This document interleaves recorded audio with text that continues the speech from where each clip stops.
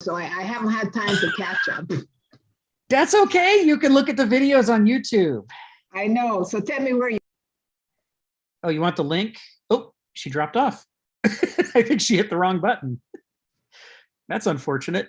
She's watching the video. That's right. Why talk to you guys when I can watch the video? No, I think she hit the wrong button and she's probably frantically trying to get back on now. Let's see. The videos from the previous 2 weeks. We can share the links to those. So I came on like right when you guys started and y'all were laughing, and I guess I'll have to watch the recorded version to see the joke. That part was not recorded. That's a problem. Yeah, the joke is lost to time. It's just the way it's going to be. All right, so there are the links for when Sharon gets back. Oh, I guess I'll let her in. There are the links for when Sharon gets back to the previous 2 weeks. There. No, because anything that you put in the chat now, she won't see because she's not on. Oh, is that true? Yeah. So okay. You have to, if in order for her to see it, you have to put it in after she arrives again. Okay. Oh, and she just dropped off again. Oh, she's having connectivity problems. Well, thanks for letting me know that. I'll repost them once she's actually on. Oh, dear. Yeah. Here we go. Come, Sharon, come. There she is. Yeah, on the Mac, the key sequence you hit to change between windows is right next to the key sequence you hit to close the window. They're literally one finger width apart, and it is not infrequent that I'm trying to hop between windows and I inadvertently shut something down. So welcome back, Sharon. You'll want to take yourself off mute and put your video back on so we can see you again. But yeah, I don't know why I keep leaving. I'm sorry. Yeah, it's okay. So here's the link for week before last, and here's the link for last week. Okay, so thank you. And for those who follow along, what is this week's discussion? We are continuing with chapter 3 of Millennia and Microcosm. We are continuing, let me pull it back up here. We are in Introduction to the Issues. You know, this is Fugitive Images, part 1, Epochs and Regimes we did at the beginning. We're in Introduction to the Issues. This is where we've been for a while. We've been really taking our time with these opening paragraphs because it's a whole barrage of profound quotes by really outstanding thinkers who have a lot to say. And so we've been taking our time sort of unpacking the implications. Why did he put these together here? What is he trying to say by drilling this together? So where we left off, we had finished the discussion of Black Hawk, the quote from Black Elk. He has it here as Black Hawk, but it's Black Elk. And Demetrius of Phalaris. And that was, I think, the last time that Sharon was on, was when we talked about those. And then I missed a week because I had a funeral to attend unexpectedly. Mm-hmm. And then last week, we ended up doing an ad hoc discussion, catching up, sort of in without moving forward in the chapter at all. So you'll have to see the video, Sharon, to see that discussion. That's okay, I will. But this week, we're going to pick up again with the very first paragraph, the material goods of a civilization are perishable in obvious ways, which picks up right after the Demetrius of Phalaris quote. But before we do, I'm going to distract us again. Because I was admiring a quote from my Facebook friend, Nora Bateson, and it occurred to me that not everybody might know about Gregory Bateson and Nora Bateson. So I thought you guys really should, if you haven't seen Gregory Bateson's work before, I really want to introduce you to it because he does systems level thinking. He questions epistemology like Kenneth Smith does, but it's his core area. It's what he spends a lot of time focusing on. And he does more right-brained approach to this stuff. There are videos, there are photographs. He was an anthropologist. He was married to Margaret Mead for a while. Oh, really? Yeah, he had 3 wives. Margaret Mead was one of them, and Nora Bateson is the daughter of his third wife. And I met her some years ago through my work with Vista. So the quote she shared this morning is from his book, Mind and Nature, which is almost certainly a conversation between Gregory and one of his, Gregory died in 80. This is almost certainly a conversation between Gregory and one of his daughters. Daughter, what is the point? Father, if you were in love, you would not ask that question. And there is a profundity to this that is difficult for intellectuals to grasp, but is important to grasp to understand this notion of the two basal metabolic functions of the mind, that noesis, wants to understand things analytically and can, as a result, achieve a high degree of precision and coherency and systematization about things. But what it lacks is connection. It lacks meaning. It lacks experience. That's what gnosis offers us. We come back to this theme over and over. Why does the saying carved into the entryway at the Oracle of Delphi say gnothi seauton? Why isn't it advising noesis to know yourself? Why does it say use gnosis to know yourself? And it's saying because if you only understand yourself in an abstract, systematic, intellectual way, you don't understand yourself at all. And one of the main reasons is you're lacking all the juice of life. You can't love yourself if you only know yourself that way. You need gnosis to form that powerful emotive connection that gives things meaning. And what we see in this quote is a discussion about epistemology. I've been thinking about how could we teach epistemology to kindergartners to get kids off to a better start in life, so that they don't start out thinking that they have to defend the things that they happen to think at the moment, so that they can understand that the truth is complex and rich, and that they should always be overturning their ideas in favor of better ideas. How do you start a kid out with that value system? And this Gregory Bateson quote that Nora shared, I think is really goes to the point, which is you do it by falling in love with the world. You can't, there's a lot of pain and difficulty in fighting against your inclination to defend your own ideas, right? I mean, there's a reason why many people try their hardest never to be wrong. And by which I mean never to be shown to be wrong, never to believe they're wrong, always to fight to try to defend their ideas and prove that they're right even when they're not. And it's because it can be devastating to have whole sectors of your worldview collapse because some fundamental idea you had turns out to be wrong or even backwards. So people get rigid and they dig in and they try to protect whatever it is they happen to think at the moment. But one of the ways to overcome that is if you are so in love with the world, if soap bubbles and flowers and bunny rabbits and the shapes in clouds and why all the strange peculiarities and wonderful things about the way the world works, if they've caught you, if your gnosis is engaged and connects you to the world, then for that love, you'll be willing to suffer a great deal and overcome many obstacles, including your own recalcitrance, to try to get closer to understanding what it really is. In the same way that when you first fall in love, the person you fall in love with becomes an object of fascination. If you fall in love with the world, then the challenges of epistemology are a lot easier to bear because you want to be closer to the world. You want to know how the bud becomes the blossom, becomes the fruit, how these cycles work. You want to overturn things because it will bring you closer. So, I was struck by that quote. And when I saw that, it reminded me that Gregory Bateson had a way with words that often helps people grasp the fundamental challenges of epistemology in a way that more intellectualizing, rationalizing writers sometimes can't convey it. So I wanted to make sure you'd all been introduced to Gregory Bateson. So I thought we'd maybe take a half hour here at the beginning and bring that in, because epistemology is always near and dear to Kenneth Smith's heart. And certainly systems level, ecological level, thinking that the complexities of the way that nature organizes things is core to Hegel and Kierkegaard and all of these existentialists like Smith. Phil, you got your hand up, go ahead. Yeah, I've been listening to several tapes from a guy named George Lakoff. he's apparently fairly well known.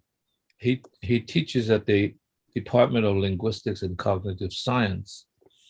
And it's very interesting because he is trying to bring in this sort of psychological element within a kind of cognitive system.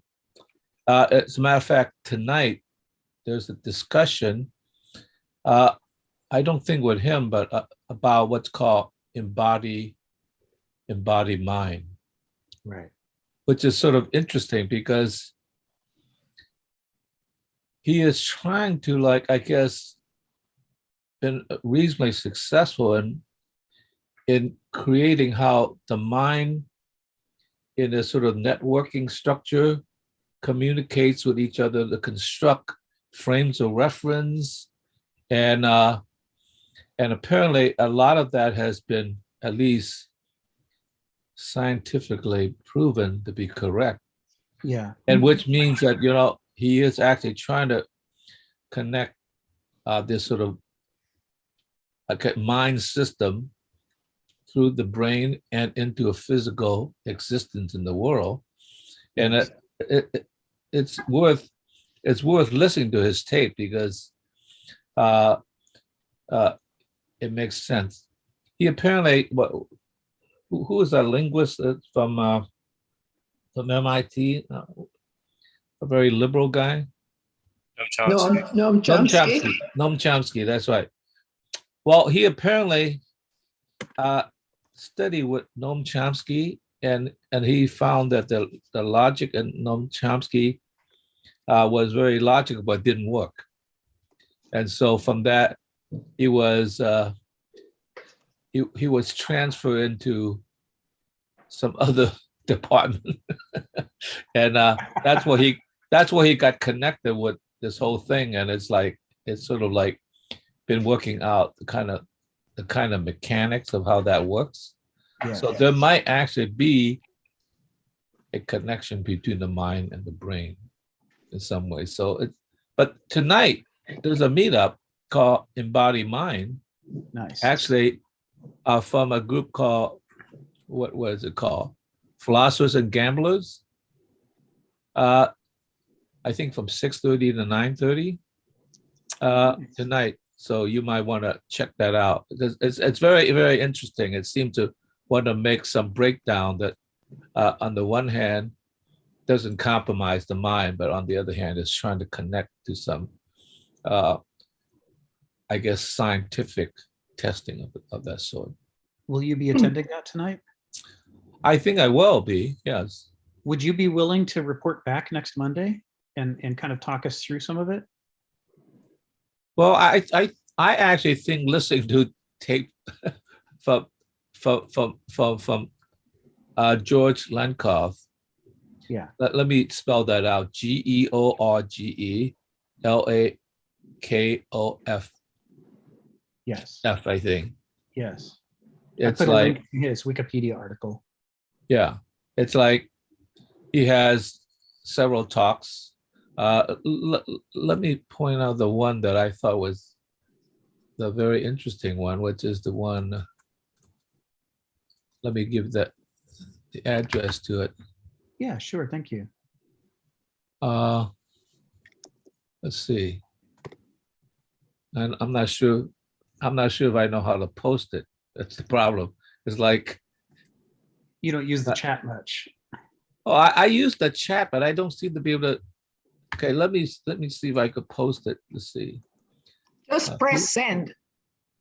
Well, yeah, but let me see. Now, how to everyone, I guess. Okay, let me see. All right, let me see. Now, would I press send?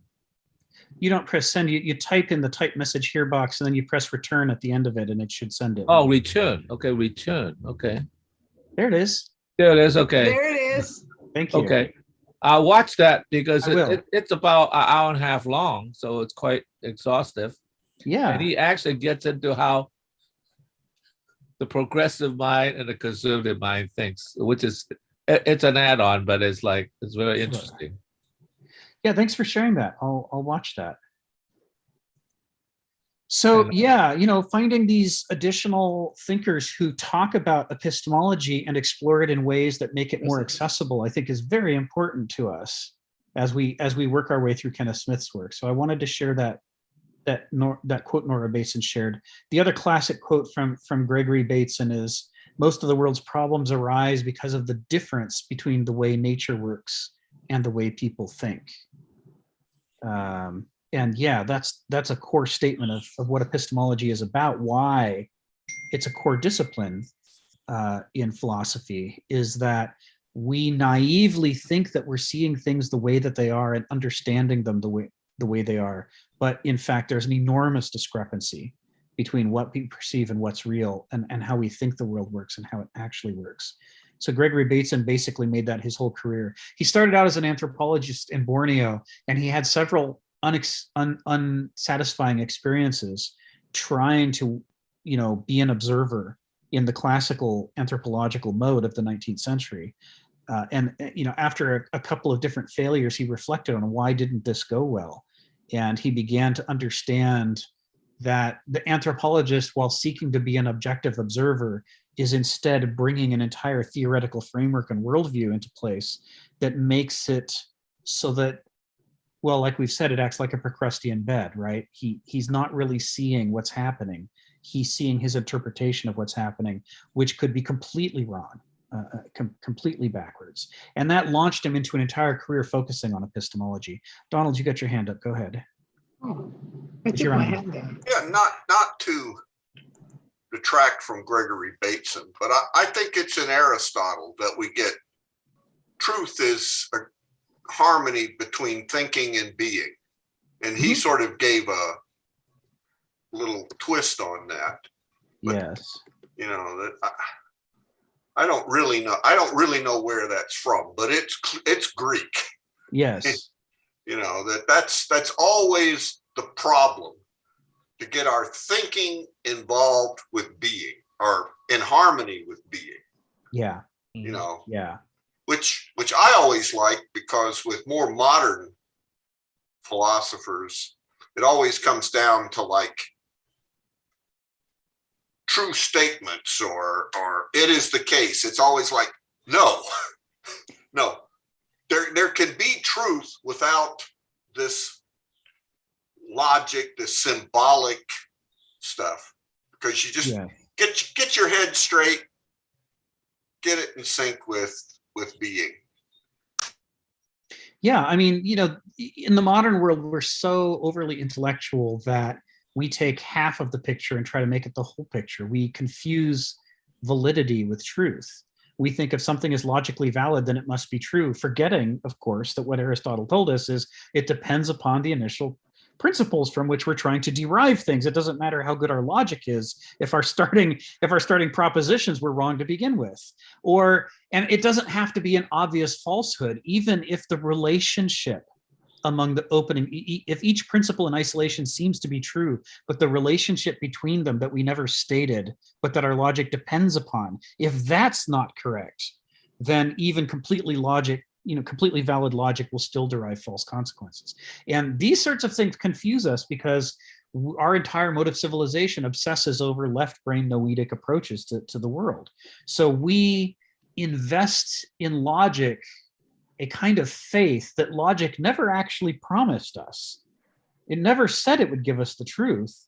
It said, it would give us validity from which, that would help us to derive new truths from old truths. But in our, I'm put in mind of the Einstein quote, make everything as simple as possible, except Einstein never said that.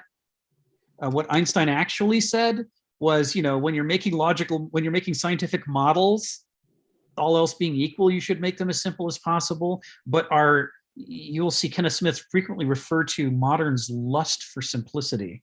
And in our lust for simplicity, we decided that Einstein's proposition was not direct enough and powerful enough. We said, no, everything should be absolutely simple. Just simplify everything right down, well past the limits of the truth.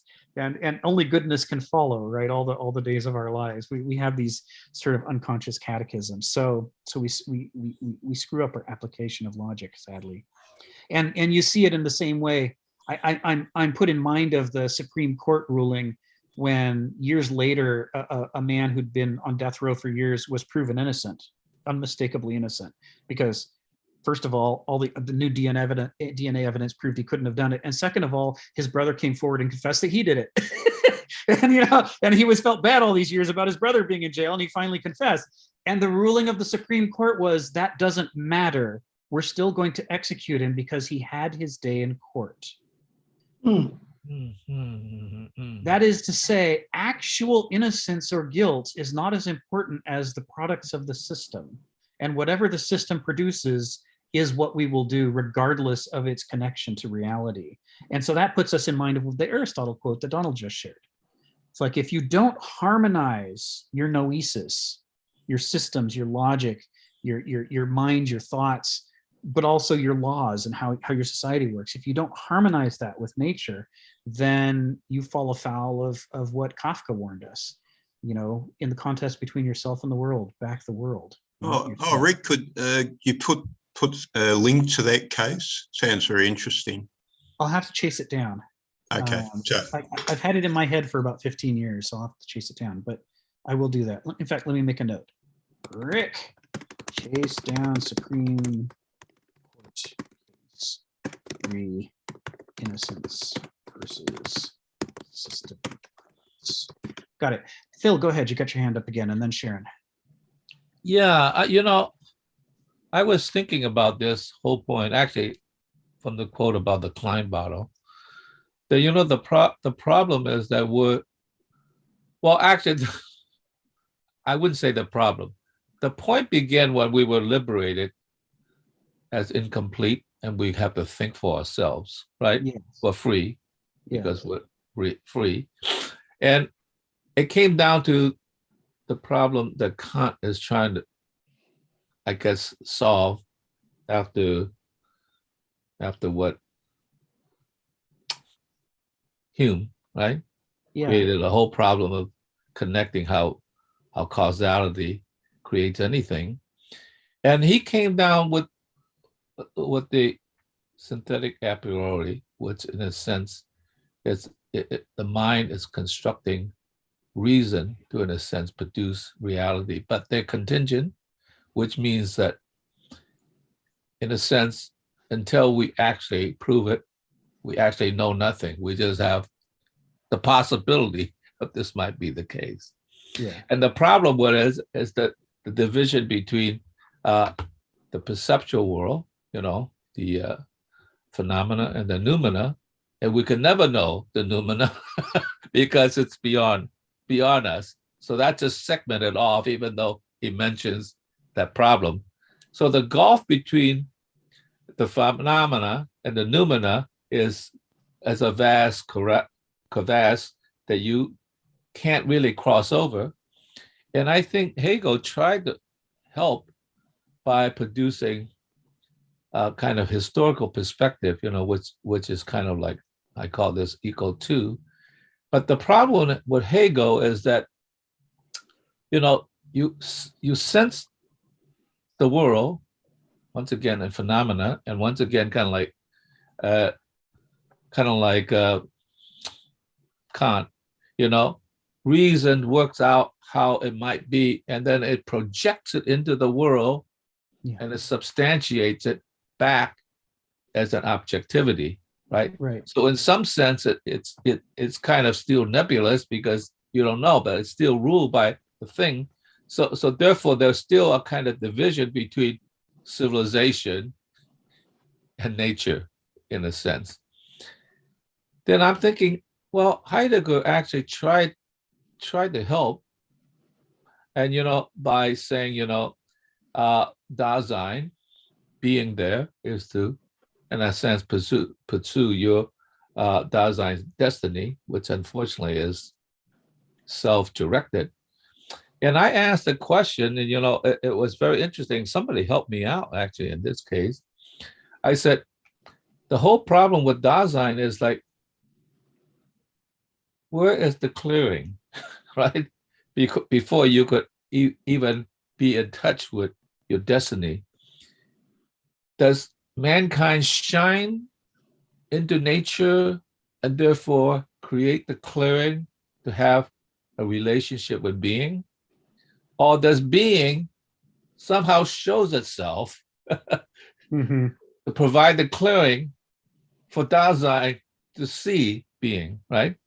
And so I was puzzled because it seemed to me one is kind of a humanistic point of view. The other one is sort of like, I guess, a non-humanistic, a kind of natural point of view. And somebody pointed out, he said there's really a relationship between the two. Dasein has to prepare himself for being to appear, but unfortunately being as such is always disclosing itself and submerging itself. Mm-hmm. So you don't have a complete thing, Mm-hmm. but which means that for you to understand the world at all, you have to, on the one hand, be patient. The other hand, you have to be open. That's the part of the clearing, clearing your mind, so to speak, to be open to receive being into it rather than having a preconceived condition, which means obviously there is a waiting, there is vulnerability, and all that stuff that we find it hard to deal with because, you know, you're anxious or when it's going to show itself and all that sort of thing. So I think Dasein is always, how should I say, relating. So it's really in the relationship between the mind and the world, not the mind in itself. So I think that the explanation provided to me is really the interaction that is actually the clearing. So that is kind of interesting.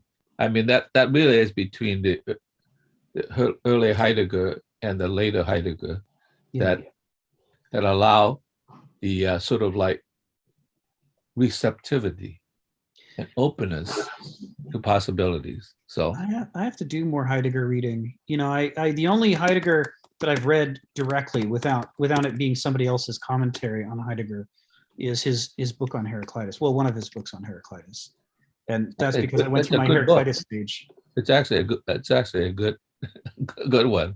Yeah, because he retrieved both. And I was trying to get them all. You know, I don't have a complete Heraclitus library, but I'd say I've got half of everything. You know, every translation there is in my downstairs. But I didn't then go on to read more Heidegger, and I should. I really need to. I'm getting too much of it indirectly, so I'll do some follow up. Sharon, and then I want to do some Bates, and then we'll go to the text. So Sharon, go ahead. Well, when you do, I'll be willing to hear because Phil just lost me there. However, I would like to come back to the Bates quote. Yeah. Where the daughter says, "What is the point?" And the father says, "If you were in love, you would not ask that question." And this is one of the things that I always think about. In love is a totally different entity than actually loving. Yes.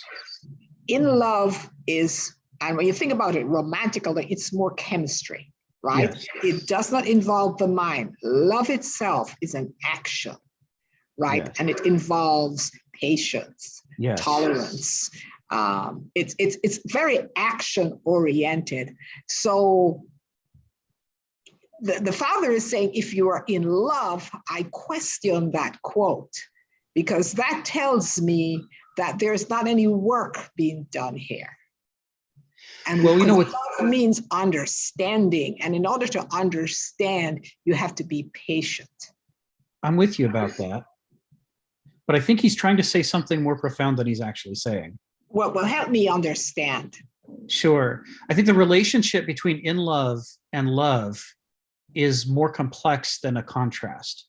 The contrast is an excellent way to begin, because most people think being in love is all there is to love, as you say. And it leaves out the part where they need to work for it, to create it, to cultivate it, to nurture it. But it is, there's two ways in which these things are related. One is which people are often inspired to do the work of loving by an initial stage of falling in love. Correct. Right? It's people don't actively nurture all of the infinite things of the world because there's too many. There's too much. So what is it that you prioritize? What is it that you focus on? And oftentimes the person or the interest or the what have you that they end up loving is something that they first fell in love with. And the falling in love is what drew their attention long enough for them to begin to invest.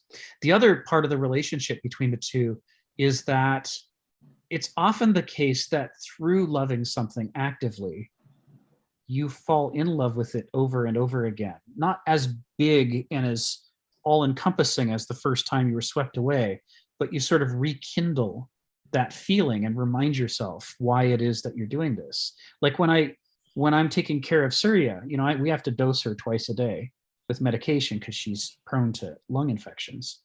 And when I do that and I see her, when she was younger, she didn't like to be held or restrained. She would fight. She was afraid.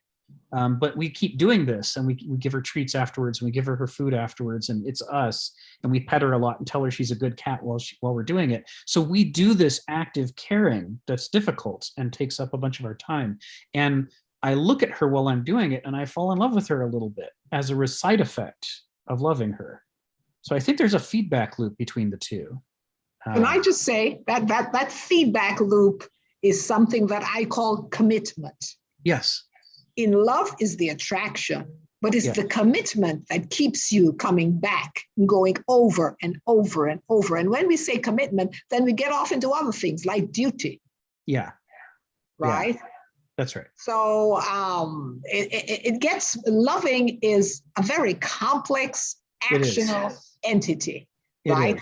And in love is the cacecting phase, like you say, right? Right. And when I think about human beings, I think that falling in love is God's trick to ensure propagation of the species. Because if you ever understood the immensity of what you were doing, you wouldn't do it.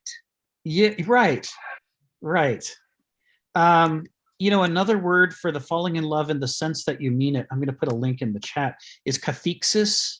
Yeah, cathexis, that's the word I was trying to say. Cathexis, yes. That's a word everybody should know, because that's central to understanding this process. So even though he used the word in love, I think what he really means, because he's an ecological systems thinker, because he thinks in terms of feedback loops, I'm almost sure that what Bateson means here is if you were in one of those feedback loops, where through the work of loving, you were also rekindling your commitment and your feeling of being in love. If you were in that cycle, I think what he really means is if you had a gnosis connection to the thing and not just a noetic observation from a distance, then you wouldn't ask what is the point, because part of the way that gnosis works is it sweeps you up in a whole complex immersion in the thing.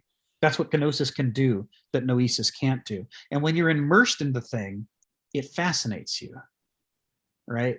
It's like if you talk to people who practice bonsai, the way that they eye every last little tiny fragment of foliage on the thing that they're shaping.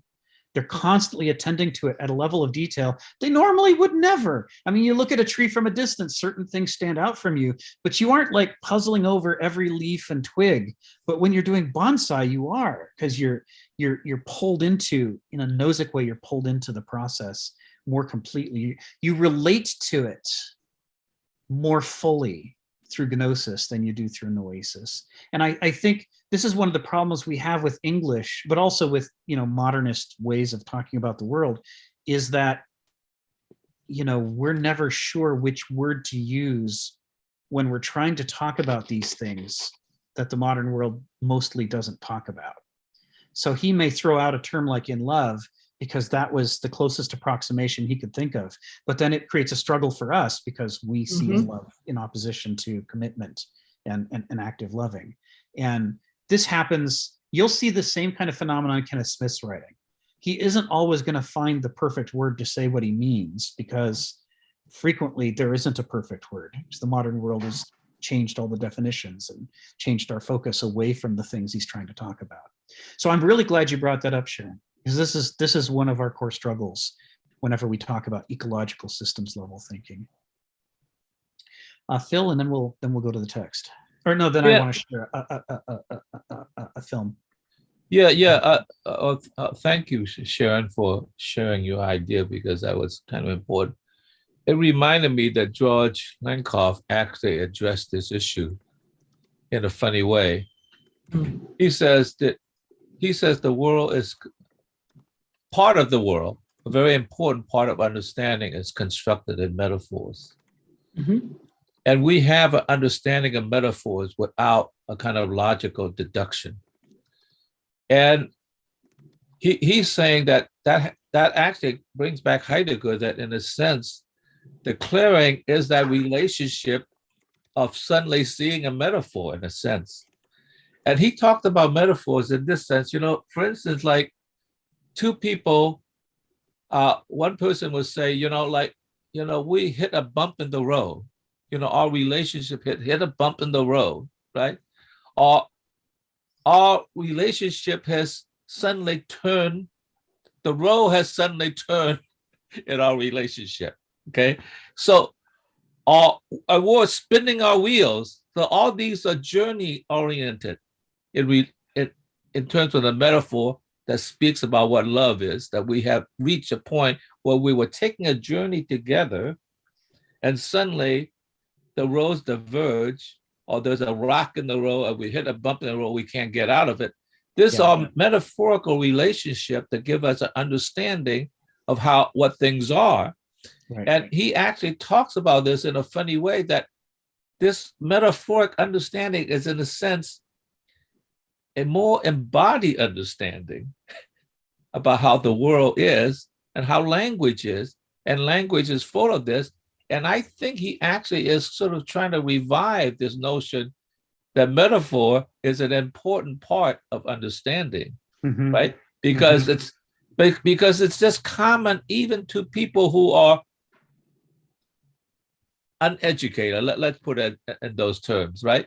But they do know, these relationships, because they pick up on a very embodied relationships. Everybody knows what a journey is, a turn of the road is, and all that kind of stuff. And whatever, let's say, cart, for instance, in the old days, you wouldn't know, you probably wouldn't use, we're spinning our wheels, but as you live, you feel that you're stuck and you're spinning your wheel, and suddenly that enters into the metaphor of understanding. And it's unfortunate that we have lost, not lost, but we have sort of pushed down this metaphorical understanding that's embodied, that everybody understands to a degree, and that we should be able to, in a sense, pick that up and revive it and see how much it communicates. So that's very interesting. So I want to point that out, Sharon, that thank you for that, that it's about relationships, about how relationships are going, and how you have metaphors for such things in your life. Yeah. Can I just tag on to that, Rick, before you get in? Because I believe that the commitment that undergirds love allows you to struggle with some issues, or mandates that you struggle with some issues. And what Phil talks about, that your relationship has hit a road. And I looked for a long time to try to figure them out. And so I finally put them into three categories. And I think I read this in Scott Peck's book. It's dominance versus submission. That's one of the big issues that you struggle about. And the other one is freedom versus fidelity. And the other one is dependence versus independence. And that just not goes for a man or a woman. That goes for a parent and a child. That goes for friends. And those universal issues, when you're loving each other, you pivot and you struggle around them, but it's the commitment, the thought process that says, no matter what happens, I'm going to be here. That keeps you together. So when your relationship is in a dump because your wife is being very bossy, sometimes you have to step back and allow her independence, or allow him his independence, till he gets to a stage where he's dependent on you. And that struggle has peaks and troughs. Of course, I'm not married, and I was married one time, so I can say that because it's easy, but it's very, very hard work. Right. And these issues of emotion and cathexis and immersion they are part of gnosis. Gnosis versus noesis is not as simple as feelings versus thoughts. We've talked about this before. Gnosis includes feelings, but it also includes sensations, right? Direct sensory input is part of the realm of gnosis. The whole experience of life, what it feels like to live in the world and to be, is all gnosic. But also the way we experience our memories, as though we are reliving something that happened to us, is also a gnosic phenomenon. Really, the whole realm of feeling and valuing and caring, and not just caring from the patriarchal, that stupid thing that women do interpretation, which modern society slips into a lot, but caring as in, why don't I just huddle in a corner depressed and not wanting to do anything, caring. Motivation. To be drawn to do anything at all, that all comes out of gnosis. None of that comes from noesis. And Kierkegaard talks about this a lot, although it's often tough with Kierkegaard to figure out what he's talking about because of the way that he writes with these dialogues and these characters that represent different personalities and worldviews. Part of what he's trying to talk about is the way that noesis, people who embrace noesis as their gravity well, who try to become a purely noetic personality, the Banausoi, to use Kenneth Smith's terminology, that there are several fatal flaws of Banausoi, but one of them is they just stop caring. They become detached from, they're prone to depression. They're prone to anomie, to periods in which they have all these great skills they've developed, but now they don't actually want to do anything. And they're at adrift, unsure what to do. If it weren't for the system telling them to get up and do the next thing in order, according to the life that it has scheduled for them and the roles it has assigned for them, they'd be utterly lost because they're so disconnected from their gnosis that they just don't care anymore. They're going through the motions. And I speak as someone who's gone through this. I was a hyper intellectual in my 30s. I way overvalued that, and I was very skeptical of emotions and experiences, which is hilarious considering how I started. I didn't start that way, but the flaws of that and the dangers of that, are something that I acutely experienced. One thing that Kenneth Smith refers to off and on in his essays, he talks about noesis as the noetic personality tries to create a perfected world order and a perfected self that's all intellectual and rational, that's pure and clean. They'll use this purity terminology a lot, that they want to get rid of all the messiness and ugliness and incoherency. They want to scapegoat emotion as the source of all evil, and they want to, put on a pedestal thinking and reason as the source of all goodness. You see this in pop culture. You can read this in newspaper articles. You can see it in movies. It's everywhere in our culture. It is one of the most common tropes to equate be reasonable, be rational with being good or being wise or being kind or being sane. And don't get hysterical. Don't get emotional. All this stuff is seen as the source of all bigotry and the source of all people fighting and everything. It's why you see in Star Wars. Richard's not here, but I'll speak for Richard. It's why in Star Wars, they portray anger as a bad emotion. You shouldn't have anger at all. And if you have anger, you might turn to the dark side and become a Sith Lord and kill people, right? That terror of emotion as the source of evil is not just an artifact of George Lucas's imagination. It was widespread in the hippie movement. My mom felt that way. She tried to avoid bad emotions and only have good emotions. It's widespread in our culture in general as a symptom of the larger sense that emotions are bad and intellect is good. But Kenneth Smith's critique, drawing off of Hegel and others, is that why do we develop noesis second? Why are we born in an infantile state of pure naive gnosis? Why can't we start out with noesis, right? If the Kants and other, would be pure intellectuals of the world are right, we would be better if we were purely intellectual and didn't have those ugly emotions at all. So why does nature start us out this way? And Kenneth says, Hegel tells us that one develops from the other. You can't have a blossom without a bud. Why is it that you can't have a blossom without a bud? He says, the core insight about the structure of noesis that no Banausos can admit to themselves is that all of the fundamental propositions, all the value propositions from which we begin our logic and our systematization are gnosic. Without gnosis, there can be no noesis. Noesis is only and can only ever be a secondary growth atop the fundamental foundation of gnosis. It's like the way there can't be animals without plants. If somebody isn't photosynthesizing from the sun and producing an ecosystem of energy that animals can then prey upon, then there can be no animals. There can be no life, right? The plants have to come first. Gnosis is the fundamental architecture of the mind.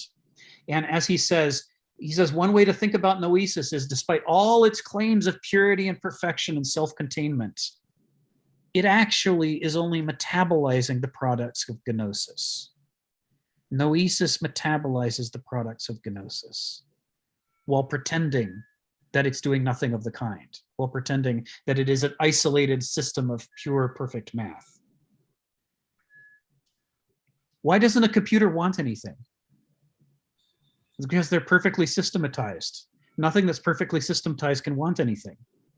Wants are imperfect by their nature. They draw us into relationship with a larger whole outside of ourselves. They fascinate us and they motivate us and they drive us. And that driving is what leads us to want to predict the future and control the future to solve problems. It is the generation of the desires that leads to the need to be able to plan and think and systematize. If we didn't have any desires, we wouldn't need any plans, right? A stone, right, doesn't need a logic because it is at peace. It lacks the gnosis that would be required to drive the need to desire a noesis. The way that we think about the mind is all just completely screwy because we try to make noesis the entirety of thinking and try to shove down gnosis as though it's some sort of bad, primitive, animalistic thing that we would be better off without.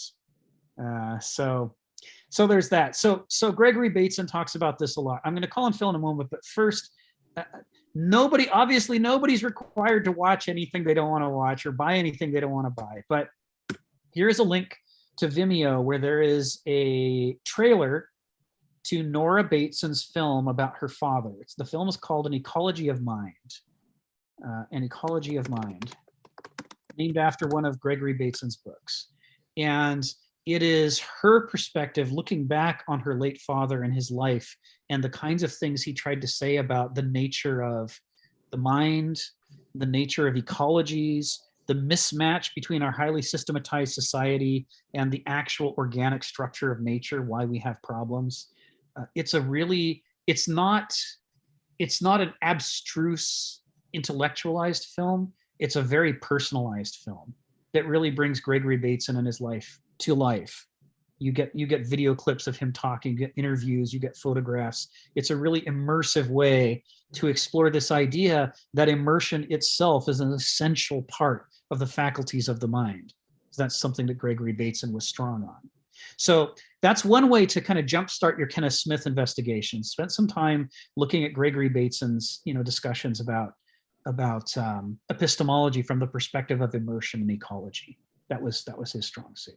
I just wanted to share that today before we dove into the main selection, because it's such a different way to get access to these problems of epistemology. It's a very human, relational way to do it. I think it would be helpful for people. It was. Thank you. Thank you, Sharon. Phil, go ahead. Yeah, in your explanation of this, it really brings to mind like that in a sense, noesis is part of existence, but it's out of balance. In other words, deep down, it's about the will to power, right? Yes. But the will to power it's really should be harmonized with other wills. Yes. And I think this problem began from the beginning with the splitting of the stone, right? Mhm. Once we say, we have power with this thing, which is what we need, which is what we needed, by the way, at that particular time. Okay. No teeth, and with no that, claws, that's right. no wings. In that sense, that's excusable. But once you found the power, hey, this is actually good. This is good. Let's develop it more. We begin to ignore more and more. And actually, the whole history of at least Western thought, I can't say that of Eastern thought because I don't know enough, is actually about this will to power. So when you get to this purity of Kant, the reason Kant ignored that in a sense is because he held that as a kind of clause that you put aside. And that's why it was like, oh yeah, what you say is all correct, but writing on top of this is something else, which is power, Right. the control.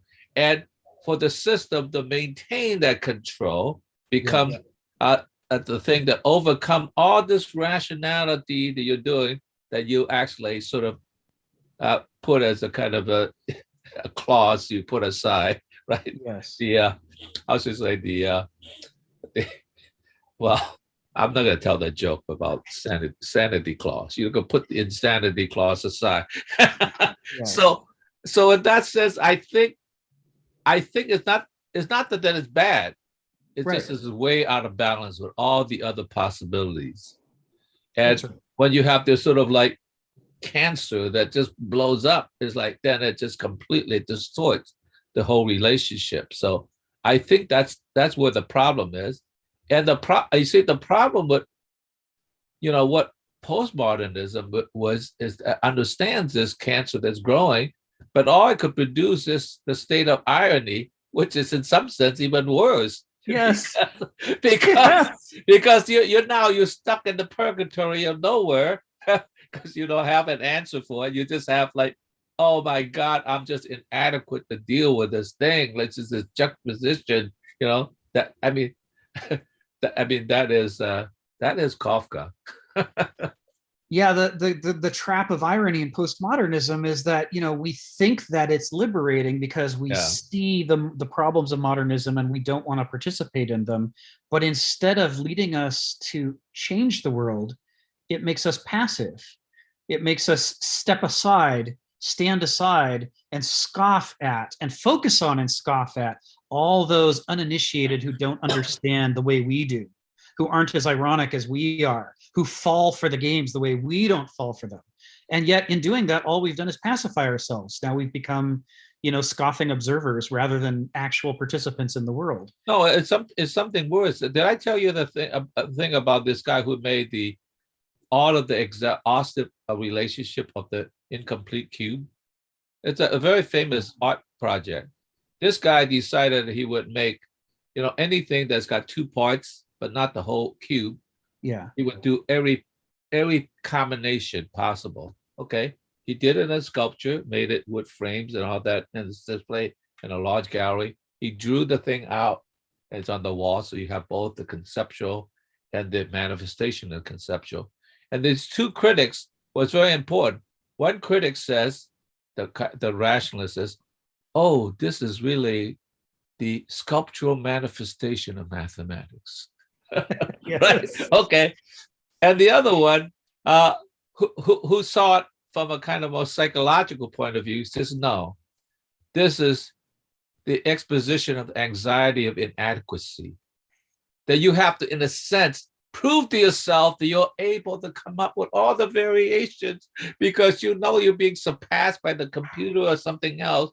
So you have to be locked into this sort of like, how should I say, perpetual emotion of exhausting all the possibility, this anxiety that pours out that you have to fulfill. That's even worse than being passive. Now you have to like prove yourself, that actually you still matter when you realize that you don't. Right. That's the anxiety we're all living in. Right. Thank you for that, Phil. Stephen, go ahead. You're on mute.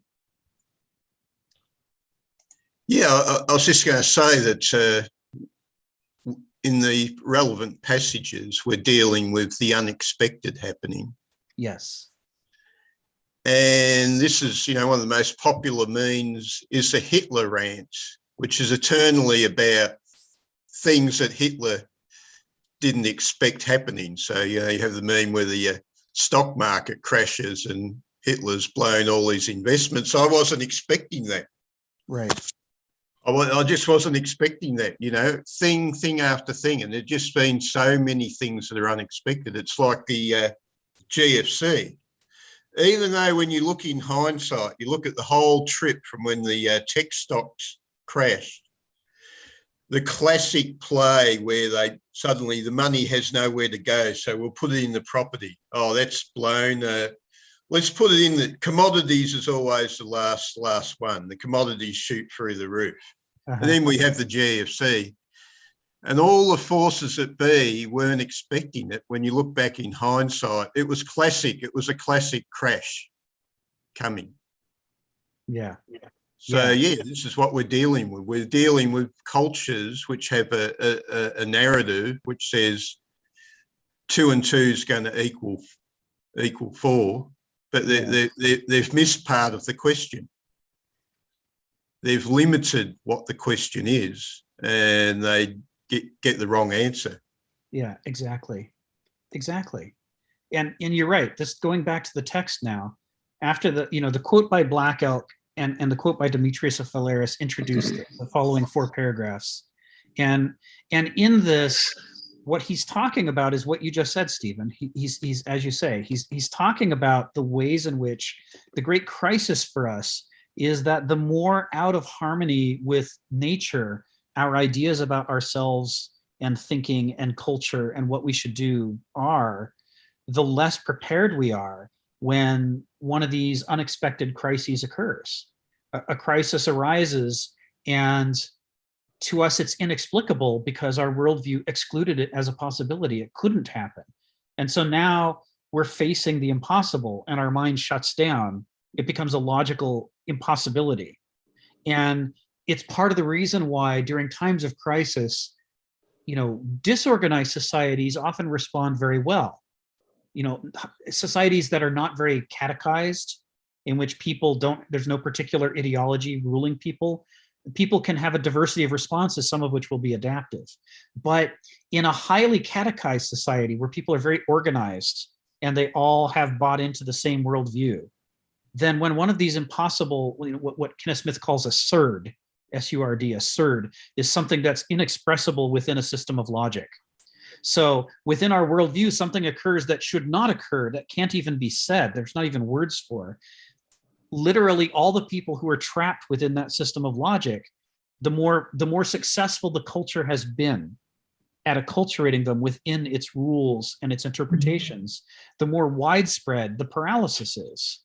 And you often get this phenomena where, faced with crisis, people ignore the crisis and try to go about their daily lives as though it's not happening. But that's not to say that, for example, with the Plains Indians, there hadn't been revolutions and changes within their own world. The horse showed up. The Europeans brought the horse to America, and their whole life was transformed. Mm-hmm. But as far as they're concerned, the transformation was beneficial. The horse made the Plains Indians far more powerful. It made sense within their worldview. It was new, but it found a place, right? They could adapt to it. Yeah. There had been the Indian leader way back in who died in the 1812 war, who saw what was going on. His master plan was to get all the Indians to unite as one vast force and drive the white man back into the sea. But his alliance didn't quite work out. There just weren't the institutions that could really maintain that alliance. Yeah, that's something that comes up in my martial arts practice a lot.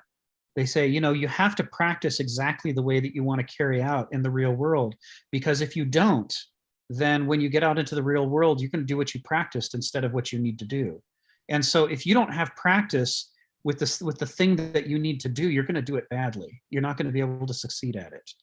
It's why practice needs to be so varied and so creative and playful. You have to try things that you've never thought about before and try to get good at them, because otherwise the first thing that comes along you're not prepared for, you find, like you say, the alliance that they most needed to be able to do, they lacked the institutions to be able to pull off because they'd never done it before. That was the guy there, Tim Tech Kumsa. Tecumseh, yeah. It was Tecumseh, yes. Thank you for that. Thank you for that. Sharon, go ahead. You got your hand up. Oh. Sorry. Well, I just wanted to comment a little bit on crisis, management of crisis, because one of the things that fascinated me living in the operating room for 45 years was crisis. And the way we managed crisis was everybody had a role and everybody had a pattern and there is an algorithm. And sitting on these discussions, right now, I think the world is in crisis. And so you're kind of watching for the role that each country or each group of people are going to play and their reluctance or enthusiasm to accept that role. Yes. And to see the outcome that we're going to have. But crisis management is about practice, about role playing, effective role playing. And I don't know how we teach that to a culture, because being in a cardiac arrest is a small system, but the success of it depends if each person understands what they're supposed to do when the leader gives the command. Right. And so right now, as I watch this, our culture, not just here in America, but in the world, take with the Ukrainian war, who's going to take care of those refugees? Who's going to feed them? Who's going to stop Russia? Who's going to have the power to give the cease and desist command? Right. And that's a question that I guess civilizations we've had crisis many times. Some win, some lose, and some lose devastatingly, and some win obnoxiously.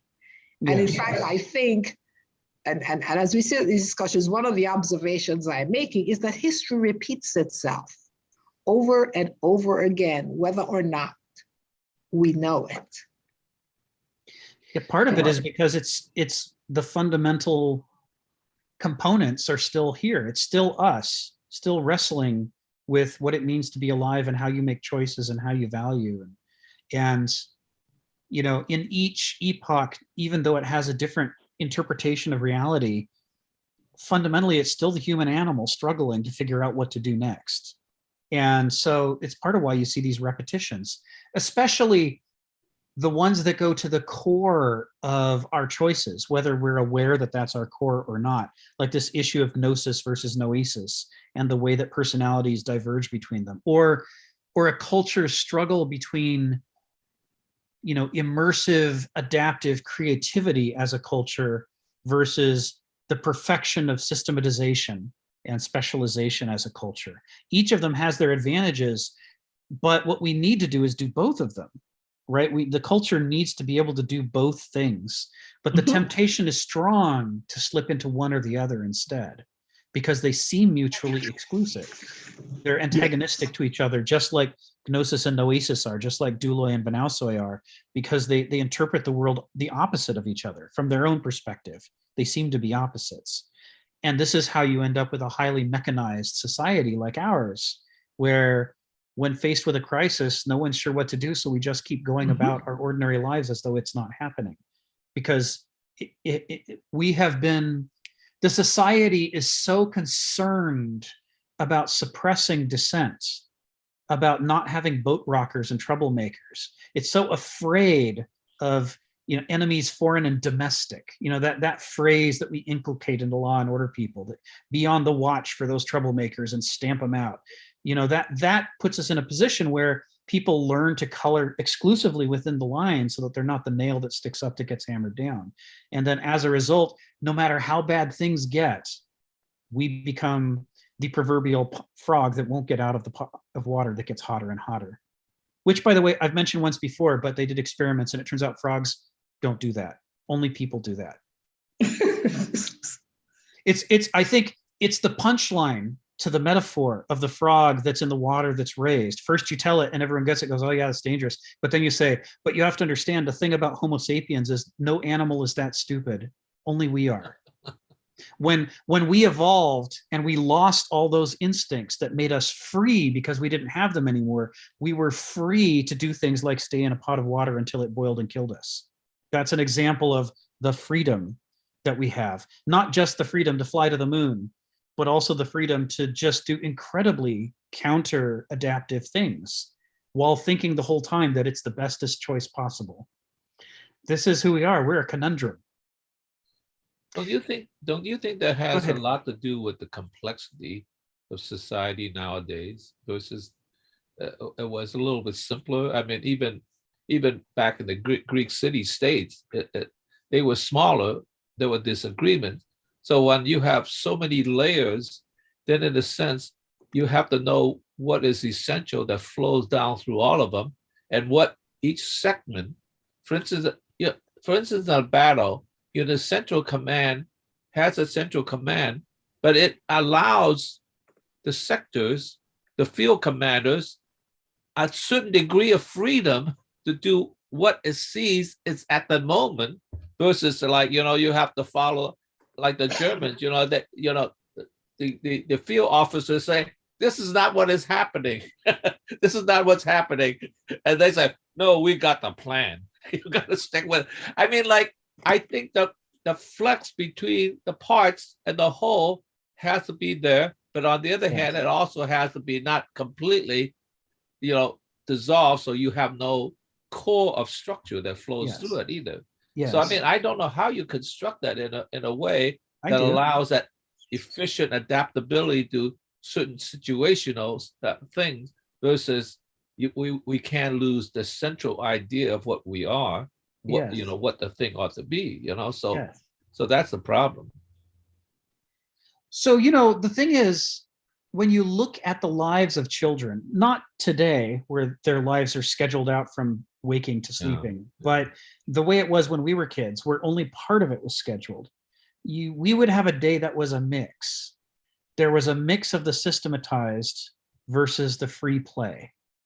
And free play, not scheduled organized play, but free play is incredibly important to the development of gnosis. More importantly, it's not so much, I say development of gnosis, but that's only half the problem. The other half is the preservation of gnosis, because the infant is 100% gnosis, right? It's naive. It's a naive form of gnosis, but it's all they have. It's 100% gnosis. So as we develop noesis, we spend less of our time in gnosis and more of our time in noesis. And as society rewards us with grades and promotions and so on for getting more and more noetic, we spend less and less time being gnosic. And we find that our creative faculties wither. They atrophy for lack of use. And of course, that leads to the Kierkegaardian crisis, where eventually so do our noetic faculties, which, as Kenneth Smith says, only thrive when they're digesting the metabolic products of gnosis. The less gnosis we have going on, the more empty our noesis becomes. We get this brittle fragility. So this is what it means to be eristic, or to be an Aristos under Kenneth Smith's schema, which is based on the Greeks, which is that you must resist the temptation to be drawn into either of the two orbits of the basal metabolism of the mind, or of personality, or of societies that try to encourage the development of those personalities. We have to resist it because, without noesis, we're all squalling infants who can't solve problems for ourselves and can't predict the future. But without gnosis, nothing matters anymore. We just shrivel up in depression, right? We become, what C.S. Lewis called men with hollow chests. You know, we've got all of the forms and structures, but there's nothing inside. We're just empty now. Well, how does the brain, which is interesting, which is organic, know differentiate when to open the gate and when to suppress the information, right? It seems to develop in the right way. It also seems to develop in a certain period when it knows which neurological connection gets pruned for more efficiency, and which allows to expand and grow, and it remains sort of malleable, you know, throughout life to a certain degree. How does it know? I mean, what we logically don't know. I mean, it's like it's a very interesting. I'll show you a couple of things that might help to make sense of that. The first one's going to seem like it's coming out of left field. I've mentioned it once before. There is a BBC series of documentaries. They include Victorian Farm, Edwardian Farm, Tudor Monastery Farm. There's one about making castles. They're done by a group of living historians. Their whole job is to go to places, and for an extended period of time, I mean an extended period of time, they have to live exactly the way that people live during a certain time period. Right? They can't use any technology that wasn't there at that time. They can't use any techniques that weren't known at that time. They have to clothe themselves, feed themselves, and they have to make the farm work, right? Or else they wouldn't survive, would be the outcome, right? So you learn so much. I really encourage people to watch these. You learn so much. One of the things that you learn is life was not any simpler then than it is now. Not even at all. Like, you know, in Victorian Farm and Edwardian Farm, they want to get a kiln going because they need to be able to do ironworking. But if they want a kiln going, they need bricks. And to get bricks, they need a whole other apparatus. They need to, you know, learn how to make bricks, which turns out to be an incredibly involved process. And to do that, you have to make charcoal, which is also an incredibly involved process. We say, well, you go to the store and buy charcoal. So, not if you're starting from scratch, you don't. Charcoal is a significant scientific and technological advance. And it takes a whole bunch of knowledge to know how to do that, to know how to make bricks, to know how to make a kiln, to know how to forge, to know how to make iron, to know all the things that we take for granted are built on this enormous pyramid of expertise that goes back thousands of years. And watching these living historians strip away the modern world and go back to what we take to be a simpler time and see them having to do for themselves, having to learn how to do these things that frankly, none of us knows how to do. That's right. We all have learned incapacity. We don't have those skills anymore. Almost none of us have those skills anymore. It's fascinating. It's really interesting, really, really interesting. So one of the things that you learn is that before the modern world got in charge of village life all over Europe, village life used to be its own thing that had gone back to, I don't know, 6,000 BCE. It went back to the Neolithic at least. And it is a very old culture of self-sustainment in which somebody has to be the bearers of each different kind of expertise, but nobody has to be in charge of all of them. In fact, it's much better if nobody's in charge of all the different areas of expertise, right? This is where we get into trouble. You need a hierarchy in metalworking so that the people who know the most are the ones making the decisions about metalworking and are working to cultivate the next generation of metalworkers. You need that in carpentry. You need that in farming. You need that in horse raising. All the different skills required for life, each needs its own hierarchy. But the moment you try to put a hierarchy on top of these hierarchies, you guarantee that you're going to screw them up. Because now the metal worker can't do the thing that makes the most sense for metalworking. He has to do the thing that makes the most political sense, even if that sabotages metalworking. It's the same for every different area of discipline. And the reason is that nobody can know all these things. It's more than a human being can know. As long as you have all these hierarchies, then when you need them, you can go to the next village over, which is the one that has the blacksmith, and say, hey, we need to make this thing and we need to learn how to do it, and he can guide you. Your village doesn't have to have that expertise as long as the next one does. But the moment we start having politicians in charge telling people, oh no, we're not going to invest this year in training up metal workers because that's not a priority. They only make that choice because they don't understand the consequences, because they're not a master metal worker, and they don't know how much of their own society depends upon these generations of transmission of expertise in metalworking. And so they disrupt things that they don't understand, and bugs begin to break out in the society all over the place that expert metalworkers in previous generations would have fixed, but that they don't know are related to the decision they made a generation ago to suppress the craft halls and suppress the training of metalworkers. They can't see the relationship between the two. I watched this at work in the VA.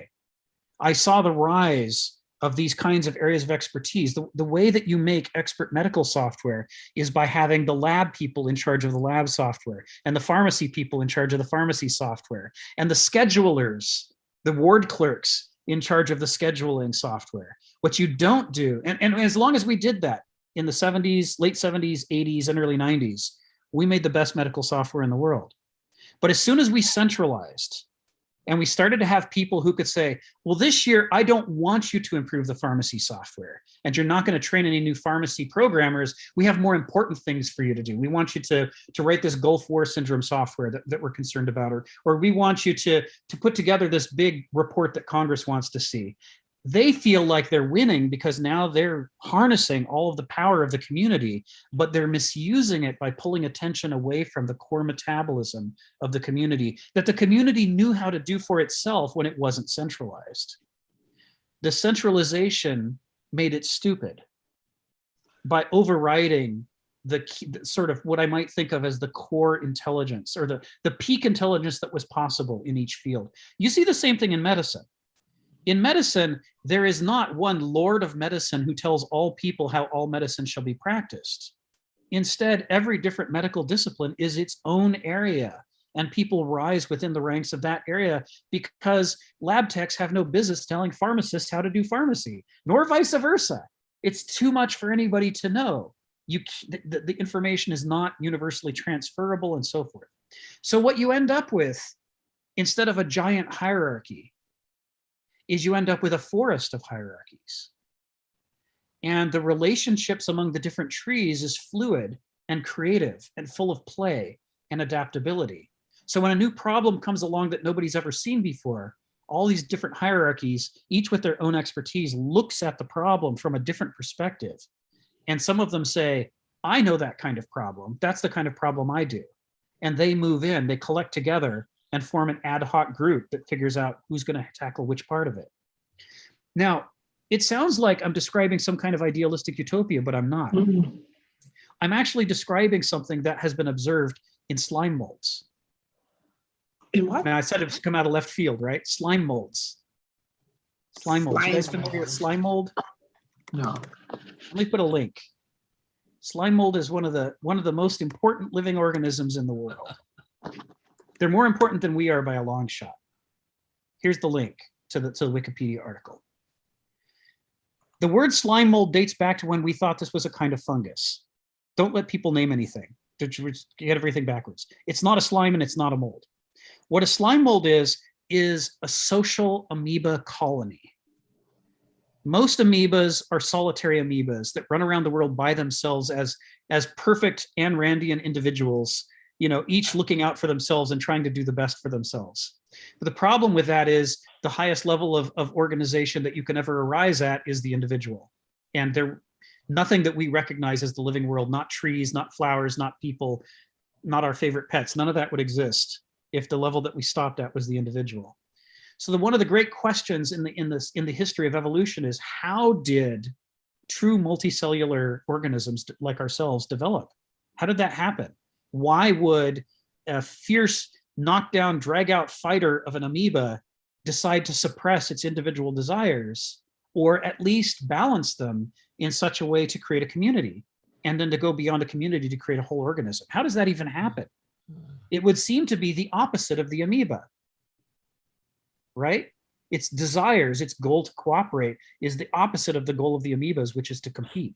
So this whole problem of the bud, the blossom, and the fruit that Hegel talks about in development. When he says that the blossom is the negation of the bud, and we think he's overstating it, well, you can see it right here on this problem of the individualistic me amoeba versus a true complex multicellular organism in which all the cells work together. How does that even happen? Well, the answer to this problem is the slime mold. If you haven't studied slime molds, spend some time on it. It is the most fascinating thing because they live right on what we think of as the line between individual cells that are organisms by themselves and true multicellular organisms like ourselves. How different is that than an ant colony? Totally different. An ant colony is simulating it in a hierarchical way using the capabilities that have been granted to them by true multicellular development. But an amoeba has only its own existence as a cell to contribute. It doesn't have antennae and eyes and all that other stuff that an ant has to work with. It's just one cell. And somehow it's got to cooperate with other cells. So how does it do it? Well, if you study slime molds, you'll discover there's a whole range of solutions. But one of the most amazing things about a slime mold is they go through life cycles in which sometimes they're individuals and sometimes they're a whole. They can modulate back and forth between the two. And when they become a whole, that's why we call them slime molds. Then they're visible. They look like a giant, thing that's scooting around like the blob, right? You can find them in wet forests under leaves, and they're scooting around seeking out food. What they have discovered, the whole reason I'm doing this diversion is slime molds can solve mazes faster than multicellular organisms can. Mm-hmm. Because you don't need a nervous system. You don't need a planner. You don't need a thinker. You don't need a design to solve complex problems. You need creativity and cooperation to solve complex problems.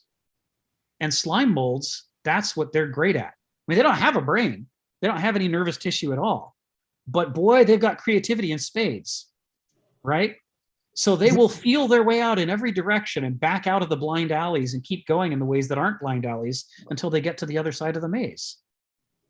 That's how they work in nature. They're smelling and sensing where is the food and where is not the food. And they pull away from the deserts and they move towards the abundance. And they do that all without any plan or any design. Now, by the modernist orthodoxy, there can't be any such thing as a slime mold. It should be impossible without a design to succeed at anything, because we're obsessed with designs. We're obsessed with rules and logic and mechanisms and systems. We think without some structure on top, forcing everybody under it to do what it says, all chaos would break loose and we'd all die, right? Oh God, anarchy, not anarchy. That would be the worst. Without a master, we would all die. And yet the slime mold intelligently solves the maze in refutation of the modernist dogma. And it does it every day all over the world, all around us. But because it doesn't fit with our orthodoxy, we look away from it. We don't teach it in school. We don't include it in movies or cartoons. We don't put it in newspaper articles. We don't talk about it because it flies in the face of our entire mode of existence as an epoch. It is an unfortunate thing that we don't want to be there. So we look away. Foreground, background. And in that way, the modernist worldview recreates a version of nature that seems to reinforce only the things that we accept as our orthodoxy and erase and make invisible all the things that we don't accept as orthodoxy. And at the exact same time, we believe we're seeing the world more objectively than any epoch previously has ever done, and that we're the most truth-seeking, truth-interested, honest, realistic civilization that ever existed. It's fascinating. MJ, go ahead. You got your hand up. But you're on mute. Oh, thanks. Going back to village life with no one in charge, just a pattern. And I'm wondering if philosophy has an answer to this. So village life, no one's in charge. They begin to shape themselves and they go for a hierarchy. And we know where that leads, even though, at some point, you can get stovepiped, which is not good. But why, the question I have is, they shape themselves into a hierarchy. Why do they not shape themselves into a cooperative? Yes, everybody is different, but why not equal? And then why does it always seem that the hierarchy, people will impose themselves on other people, which is also counterintuitive to having a cooperative society. Yeah. So that was my question. Yeah, it's a great question. So one thing to emphasize about this is I'm not saying that a world without hierarchies is the solution, but I'm talking about a world that does in fact have lots of hierarchies. And the reason for that is simple. Many things need to be solved quickly, and you can't solve things quickly in a committee. I speak as someone who has designed really functional committees. My board of directors of my nonprofit, I love them dearly. They're great. They make decisions rapidly. But generally speaking, the larger the group of people, the harder it is to arrive at a decision. And when it comes to life and death stuff, urgent stuff, you need the ability to make a decision immediately, quickly, responsively. And then you can follow on afterwards with all sorts of other things to open up the range of freedom and so forth. This is what you see in medical care, right? In a hospital during crisis, in an ER, for example, somebody is at the point of care of that patient. And if they need something that they don't have, they will call for a consult to bring in the other expertise that they don't have and put that other expertise in charge of the thing that they don't know how to do. They summon in additional hierarchies as they need them. And they do it flexibly and responsively. So if you completely got rid of hierarchies, medicine would fall apart. All expertise-based systems would collapse because it's the nature of an expertise-based system that some people have more than others. That's just, right? That's just the nature of learning. So I'm not advocating no hierarchies. And that's not what we see in an amoeba, in a slime mold, in a social amoeba colony, and it's not what we see in village life. In village life, there were always elders. There were on the one hand, there were expert craftsmen, and they were at the head of their respective hierarchies. And then there were village elders who had seen a lot and been through a lot and had better judgment about, where to go. But none of these was in charge of everything. It is the, what do I want to say? Empire building impulse, the ubiquitizing, the notion that there can only be one. There must be one in charge, one individual, one council, one whatever. That's what gets us into trouble. The example that I like to cite when I'm describing this in terms of medical software culture and medical culture, the example I like to cite is, if you're going in for brain surgery, would you rather have an expert brain surgeon in charge, or would you rather have the plebiscite of the entire voting population of the United States in charge? And everything that gets done will be a vote, right? Whether we apply gauze, whether we cut here versus there, whether we try to get the tumor out or not get the tumor. Time for another vote, right? Why is it, people say democracy is the best of all things, but the truth is when you go for brain surgery, that is the last thing in the world you want, especially if a number of people out there in the plebiscite don't like you and would love to see you die on the table. Because what are they going to vote for? Oh, you should totally cut that artery. Oh yeah, cut that nerve. He doesn't need that, right? I mean, you're going to have people sabotaging your decision. It's just creating mischief to introduce it where it doesn't belong. But so there is, what I mean to say is, it's not that one is right and the other is wrong when it comes to collaborative cooperatives versus hierarchies. It's that each of them is good at some things and bad at others. And what you want is a flexible, adaptable, organic relationship between them, where depending on the problem you have at hand in its current configuration, you bring one or the other to bear depending on what's the better fit. This is the heuristic mind at work. This is why Kenneth Smith says taste is the fundamental quality of an Aristos, because that sense, that feeling of whether maybe this would be a good time for some metrics and numbers and some following a checklist, or are we into a realm the checklist was never prepared for and this would be a better time for creativity? That kind of back and flow is a judgment call more than anything else. There is an art to it. And go ahead, Sharon. Just to interrupt here, I am thinking about my days in conducting a meeting. Yes. The people in a meeting never make a decision. The leader comes there with probably one or two decisions and guides the group. Yes. To the point that you want to go. And this is back to MJ's point as about a cooperative. I mean, when I was a junior leader and just started learning meetings, you go to the meetings with a question and I would leave without any answers. Till one of my mentors said to me, you got to show up with the answer and guide them to where you think you need to go. That's why you're the leader. So cooperatives have downsides, and hierarchies also have downsides. Where is the middle? That's the question. Well, that's the thing that a truly healthy organism or culture does that's hard to express in modernist terms. It doesn't put them in opposition to each other. We do that a priori. Before we even begin reasoning, we put cooperation and hierarchies in opposition so that it becomes, we're stuck with a false choice. We're always trying to pick one or the other, or we're trying to balance between them. But the truth is, you want to detach them from each other and let them both happen at the same time orthogonally. Mm-hmm. It's like in your body, you need both insulin and glucagon. Those systems, you can't just have one or the other. You can't just say this is the right system and that's the wrong system. They both have to be there. They both have to, the systems responsible for them both have to be sensing the conditions in your blood, and they both have to be contributing when the time is right. That kind of cooperative relationship between antagonists is what Heraclitus is talking about when he says, out of opposition comes the fairest harmony. You string them together into a dynamic system, and suddenly they're fighting each other, but only in a way that reinforces each other. You know what I mean? That's how all the living systems in the body works. That's how any healthy culture works. And that's how the psychology of the mind, according to Hegel, is supposed to work.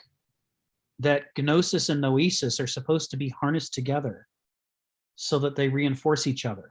And so that neither of them is allowed to get too far away, too much in charge. Neither becomes the master, but you're also not doing compromises, right? When it's time for noesis, you want to be able to noese like nobody's business. But when it's not time for noesis, you want to be able to gnose like nobody's business. You want to be able to oscillate and shift, not have some half-baked, bland, gray pablum of a mind that can't do either one very well because it's some kind of compromise between the two. And you see that in the very best medical practice. You see that dynamic relationship between the group and the individual when it comes to expertise and how it's applied to a given case. It's at its best, it's exhilarating to watch as people dynamically shift. Somebody could one moment be leading the charge right up until he figures out, oh, this is not my discipline. He's actually got a different problem. And then when they're really good, watch the way he steps back and draws in the other practitioner and says, oh, it's you now. I'm definitely not in charge. That's the thing that people who become lifelong politicians or lifelong CEOs or what have you frequently can't do. They can't, they're too used to always being the one in charge. And because that's the way the law is constructed. Somebody is always to blame in the law. Somebody is always the person who's going to be sued. And the question is, who's going to get sued? A lot of our hierarchical structure is based around trying to protect yourself from that. And it involves a lot of outsourcing of risk and other things that are responsible for corporate culture the way that we experience it. It is a distortion. It is a perverse incentive that really screws up these things. Phil, you got your hand up. Go ahead. Yeah, the way you talk about the slime-o, sort of reminds me a little bit of the nomadic life. In a sense, it sort of like flows around, but there must be something within human beings that necessitates a hierarchical structure. Yes. Because nomadic existence really no longer exists. Well, maybe gypsies are still nomadic, but by and large it doesn't. And I wonder whether that's ruled by the fact that hierarchical system actually consolidates more power. Yes. And put those things out of existence. Yes. And so there is something about it that that necessitate the complexity, and the hierarchical structure. I don't know whether that's just because that's what it needs to grow in terms of size, or whether there's something embedded in human beings that demands that structure, because almost all society has a hierarchical structure nowadays. And so I wonder, given that being the case, that you have to devise a way to, in a sense, distribute the power in some way, right? And we kind of do that to a certain degree, right? I mean, in a university is divided in many different sections. The problem with university is not that it's not diversified, but the diversity don't talk to each other. That's what the problem is. Don't interact enough with each other, right? So you have these segments, they all have their own body of knowledge, the body of operation and all that. They have their internal problem, but nonetheless, they exist as independent departments, you know, in colleges and so forth. And so the fact of the matter is that once you develop that, then that diversity perhaps is too segmented from each other to produce something. You know, you say, oh yeah, there's always the provost. But the provost is actually kind of like in the distance in a way, right? That supposedly controls that, but the provost pretty much, unless he really wants to, doesn't hardly overrule what the department sees fit to do, right? So in some sense, I don't know how that. I think that's actually beginning to happen, that you have interdepartment cooperations that, particularly in those areas that falls between the cracks of departments, right? Like they don't know where to go. So you almost have to have like some committee that pulls them together. So I think maybe in a sense, given the way things are, is the best we could do is like, now once we develop this diversity in this hierarchical structure, then in a sense, we have to now bridge the communication and to what degree they should interact and not be subsumed into each other, and to what degree they should remain distinct. That becomes the problem, you know. That's why I previously said, you know, we need more ambassadorial relationship between department that's not going up to the provost and then down to the dean and then the departments. You know, that sort of thing, that seems like a very important thing, a kind of diplomatic relationship between various sectors that constantly in communication.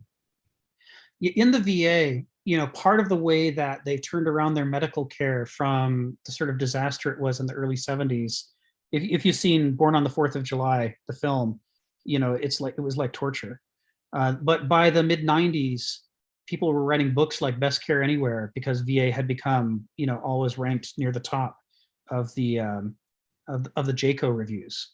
And how did they do that? Well, you know, obviously we automated with the medical software, but according to one of the designers of the medical software in the VA, the most important early project he did, long before the internet, was an email system in which anybody in any department could talk to anybody else in any other department. And they could form ad hoc groups of people to talk about things whenever they wanted to, using this mail system. And as a result, it broke down all the barriers between the departments. People began comparing notes and solving problems they didn't even realize they had. And as you know, like you're alluding to, an enormous number of problems come from silos and over-specialization when these groups don't talk to each other. Huge number of problems in any institution are completely artificial and a result of just that kind of division. So the moment they all became able to talk to each other whenever they felt like it about anything that came up, they were able to follow through care on individual veterans from department to department and notice things that to any individual department previously were invisible. What was the timeline on this? So that was from 1978 until the late 1980s. They turned it completely around. Okay, yes, but something was going on at the time. It was called the inflationary crisis. Every time you tried to do something, you suddenly found the costs exploded. Until they solved inflation, they have having a lot of trouble doing anything. Yes. So 1966, the stock market crashed. Yes. And the governments thought, we'll just use the Keynesian economics, which seemed to work so well in World War II and post-war, but it stopped working. And they were going from 1966 until 1979, when suddenly they realised, well, we're just going to have to solve the inflationary problem. Yeah, I like to think of the stock market crash of 1966. That's the year I was born. As the I've arrived.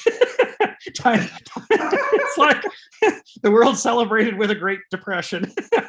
Sharon, you got your hand up. Go ahead. Yeah, I just wanted to augment what you said about the VA model, because as a retired person, my preferred practice for medical care, preferred option, is that model in the Cleveland Clinic, in the Mayo Clinic.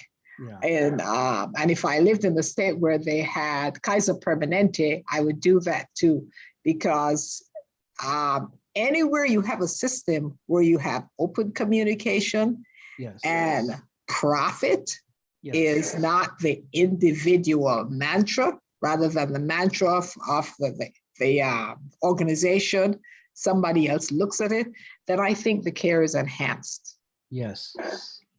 I'm going to take it. We haven't done this very often in this series, but I'm going to do it right now. I'm going to share my screen and I'm going to show you, what is this, an 18-second video, 19-second yes, video of a slime mold solving a maze. You have to see it with your own eyes or you'll think I'm just making this up. Good. Thank you. Right. So let's expand this to full screen. You ready? Yes. Here we go.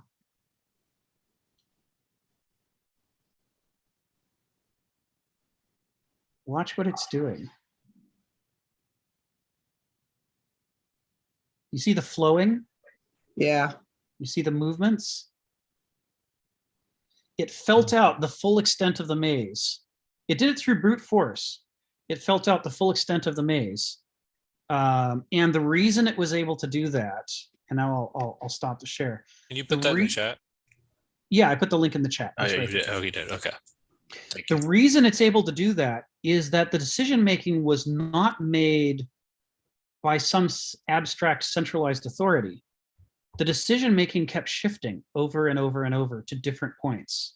This is the thing that an individual hierarchy can't do, but a forest of hierarchies can do it, because you've got many different points of connection.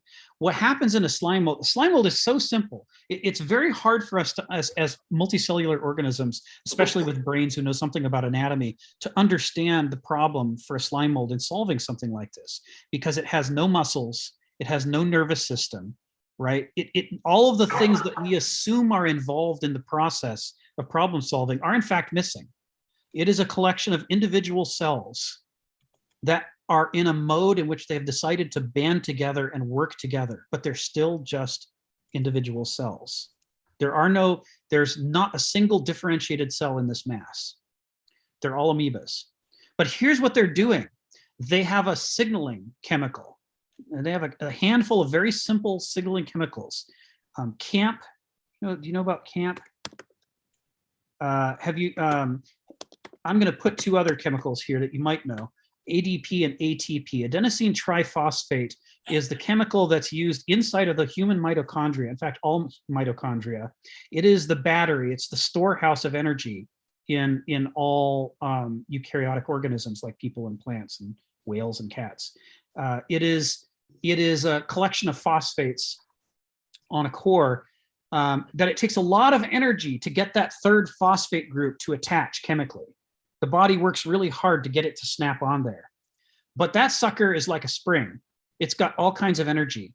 It takes almost no energy. It's like a flick of the finger chemically to punt off that last phosphate, and a bunch of heat comes out. It's a heat battery. That's what drives us. That's why we're alive, is that we have adenosine triphosphate with these three phosphate groups, the third one of which was very hard to get on there. But when you break it off, it releases heat, which, by the way, helps to warm our bodies, which is part of why we're endothermic, right? That's all the mitochondria and all our cells are constantly doing this. And when we eat and we take in, energy, among other things, we take in glucose. Part of what that energy is used to do inside the cells is to laboriously snap that third phosphate back onto adenosine diphosphate to create ATP, which it then leaves lying around inside its mitochondria, ready to, when it needs it, to flick it and release the energy. Okay. So does this amoeba have a lifespan then? does each of these? Oh yeah, they've have each got their own lifespan. Yeah. So like how long do they live? it varies from species to species. Turns out there's lots of different slime molds that have lots of different strategies. That's so amazing. But the reason I'm mentioning this is that ADP to ATP and back is the core chemical transition within all cells within our body that makes it possible for us to exist. That's where our energy is coming from, is adding a phosphate and taking a phosphate back off. So CAMP is adenosine monophosphate. It is the simplest form. That is the chemical that amoebas, that these social amoebas use to signal each other. They're using the same stuff we are in a simplified form. And they release CAMP to say, come this way. When individual slime mold amoebas fending for themselves out in the wild find that they're running out of resources, the way that they respond to stress is they start releasing CAMP. And then they start following where's the concentration of the greatest CAMP. And in an organic, unplanned way, that means they will move towards each other and form a mass. And while they stay in that mode, they continue to use CAMP and similar chemicals to tell them, move left, move right. And the way they do it is whoever has the most, on the periphery of that mass, whoever's got the most exciting thing releases the most CAMP because they're the most excited. And all the other amoebas follow along. Ooh, that's where the food is. You with me so far? Nobody had to plan this. It's really simple. It's very much like the way people can call out Marco Polo in the dark, right? If you're trying to find each other, you listen for the voices and you go towards the voice. Well, these guys don't have ears and they don't have vocal cords, but they can produce this one simple little chemical and they can sense the chemical. And so when they're excited, they release the chemical and they follow the chemical, and that brings them all together. And so as a result, they reach their way down the mazes exploring and they reach a dead end and they don't release any CAMP because that's not exciting. There's nowhere to go. But the one that's able to make progress releases CAMP and all the other amoebas follow it. And next thing you know, the amoeba has solved a maze. Without any central planning, no design, no blackboard, no nothing. No blackboard. Fascinating, fascinating. I want to say this. One of the things that fascinates me about nature and organisms is the universality of that energy production cycle. Yes. The Krebs tricarboxylate cycle is at its highest evolution in us as human beings, but you have different modifications of it in lower organisms, all designed to do the same thing, produce ATP, produce energy for the cell. Yes. So that's just a fascinating part of nature. And to show that that also known as like life force. It's like every living organism, whether it be at amoeba level or multicellular level, it's that life force that is in every organism of any nature, isn't it? Well, for example, what she's talking about with the ATP, this is like the dividing line. This is right at the dividing line between single-celled and multi-celled organisms. You know, all multi-celled organisms absolutely depend on this ADP-ATP strategy. It's how we live. Those mitochondria in our cells constantly making and breaking these little molecules that give us our energy. That breakthrough, when it happened several billion years ago, that just opened the floodgates to everything, dinosaurs, fish, us, you name it.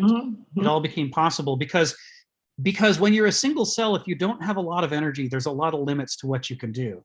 But if you come up with a strategy like this that allows you to generate enormous amounts of energy, this goes back to what Stephen was saying a few weeks ago about human societies and the need to generate energy. If you can generate enormous amounts of energy, it increases your choices for what you can do in the world. And among those choices is to organize yourself into complex, specialized organisms like ourselves, right? Things we take for granted, like a strand of hair, are the products of billions of years of strategizing to make it possible to create multicellular organisms that can create hair. It's like there's nothing simple about all these things we take for granted. But the point is, and I'm going to call on you guys in a second. The point is, under the modernist dogma, only hierarchies, rational, systematized, logical, intellectualized hierarchies are the only way to live. And anything but that is complete chaos and evil. We'd all die. We believe, as an article of dogma, that there needs to be somebody at the top telling everybody else what to do. But we say that we believe that for scientific reasons, but we don't. We believe it because it is part of the core catechism of the modern epoch. We wouldn't be moderns if we weren't telling each other this all the time. We believe it because we keep saying it and because we keep hearing it, not because it's true. And if you start looking around in nature, outside of human society, set aside all the artificiality of the way that we think the world works, and you just look directly at all the other species, you will find that in them, there is every bit as much of this kind of organic decision-making that we see in a slime mold as there is hierarchical decision-making. But we can't always see it because we don't want it to be there. You guys know about the alpha wolf fallacy that was debunked? Turns out there's no such thing as an alpha wolf. That whole thing is a myth that was invented in the 20th century. Yeah, I remember that. It's been debunked, yes. It was invented in the 20th century by researchers who took a bunch of unrelated wolves who've never met each other before and put them in a cage together and watch what they did, and assumed that what they were seeing was natural behavior. And what they were seeing was stressed, freaked out wolves who were panicking and organizing into a hierarchy out of fear. But in the wild, when you look at wolves, that's not how they work at all. There is no alpha wolf. Nobody is in charge in that way. They do things like the amoebas do it, in which who's in charge shifts. It defaults to being the oldest, most experienced wolves who are in charge.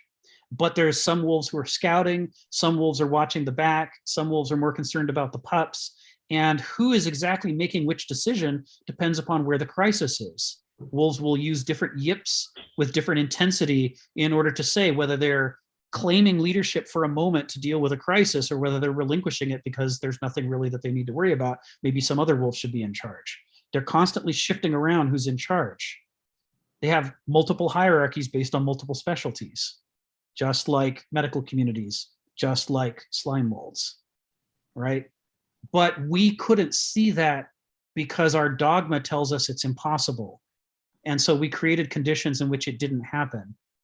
And we saw what we wanted to see while believing that what we were seeing was the objective truth. This came out just in the last 20 years, this refutation of the alpha wolf research. And it was because they went back and they finally did a literature review and they reviewed the experiment and discovered the whole experiment was defective.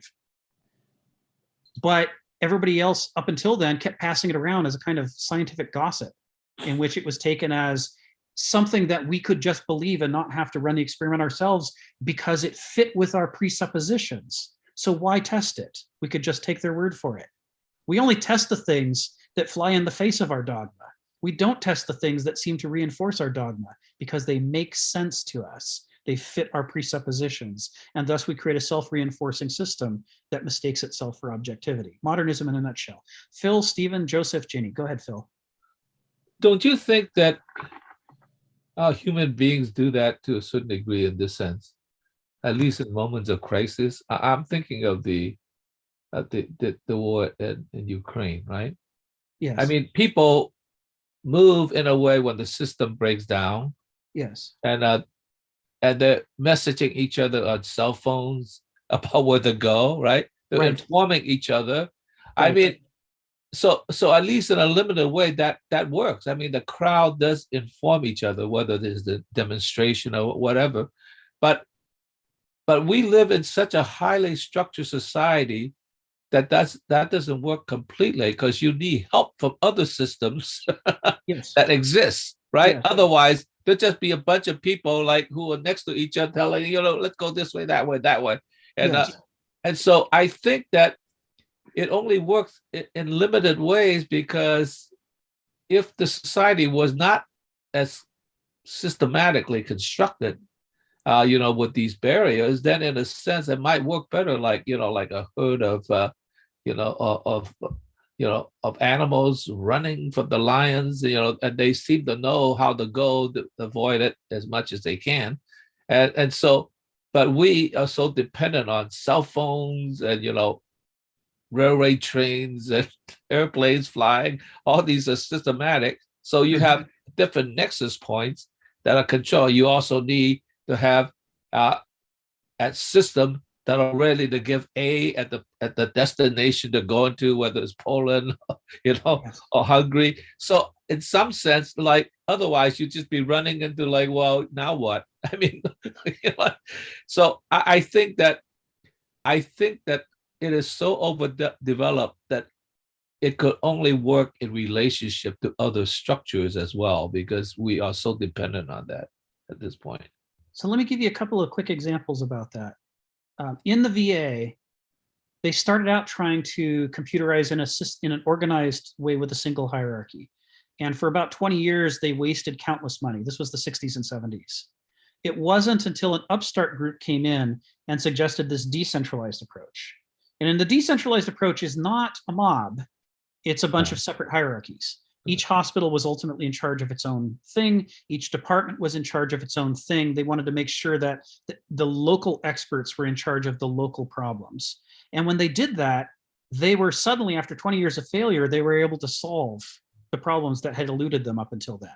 Because one of the keys one of the secrets about these kinds of forests of hierarchies is that because they maintain both the ability to act in a hierarchy and the ability to reorganize creatively, as a result, they can solve a bigger scale of problems that simple hierarchies and simple cooperatives can't solve. They have the strengths of both that they redeploy as they need to. This is what you see in a hospital. So once that was unleashed in the VA, they were able to rapidly automate the whole VA. But in the 90s, there was a coup d'etat, an organizational coup d'etat. And the head who had been in charge and supported this kind of organic forest of hierarchies, he had to step down, and he was replaced by centralizers. And the centralizers all wanted to do exactly what Congress and the president told them to do, no more, no less. And so they got in charge of all the computers and they got in charge of all the programmers. Productivity went through the floor, right? Congress now got whatever they wanted in a hurry, but everything else in the VA started falling apart. All the computer systems were over-planned, they were over-centralized. And that's how it is to this day.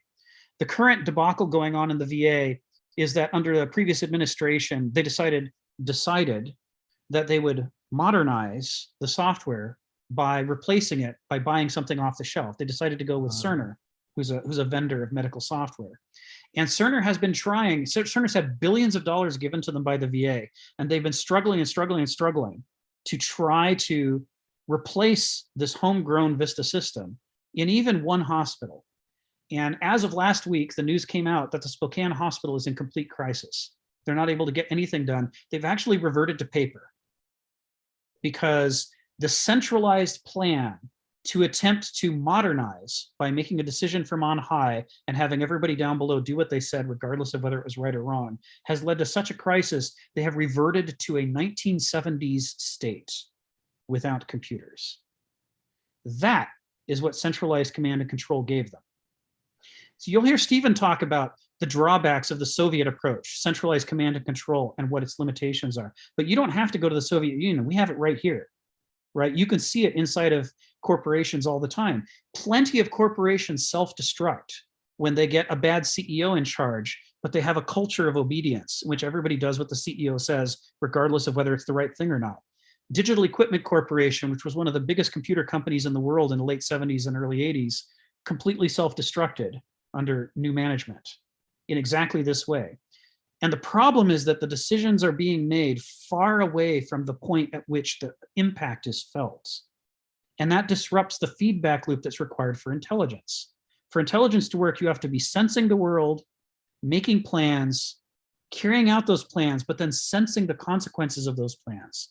But the more you separate the decision-making from the sensation, the more you disrupt the intelligence of the system and its ability to respond to circumstances. So in this way, my answer to the question, isn't centralization required, is no. What we see is that centralization is actually better for a primitive state.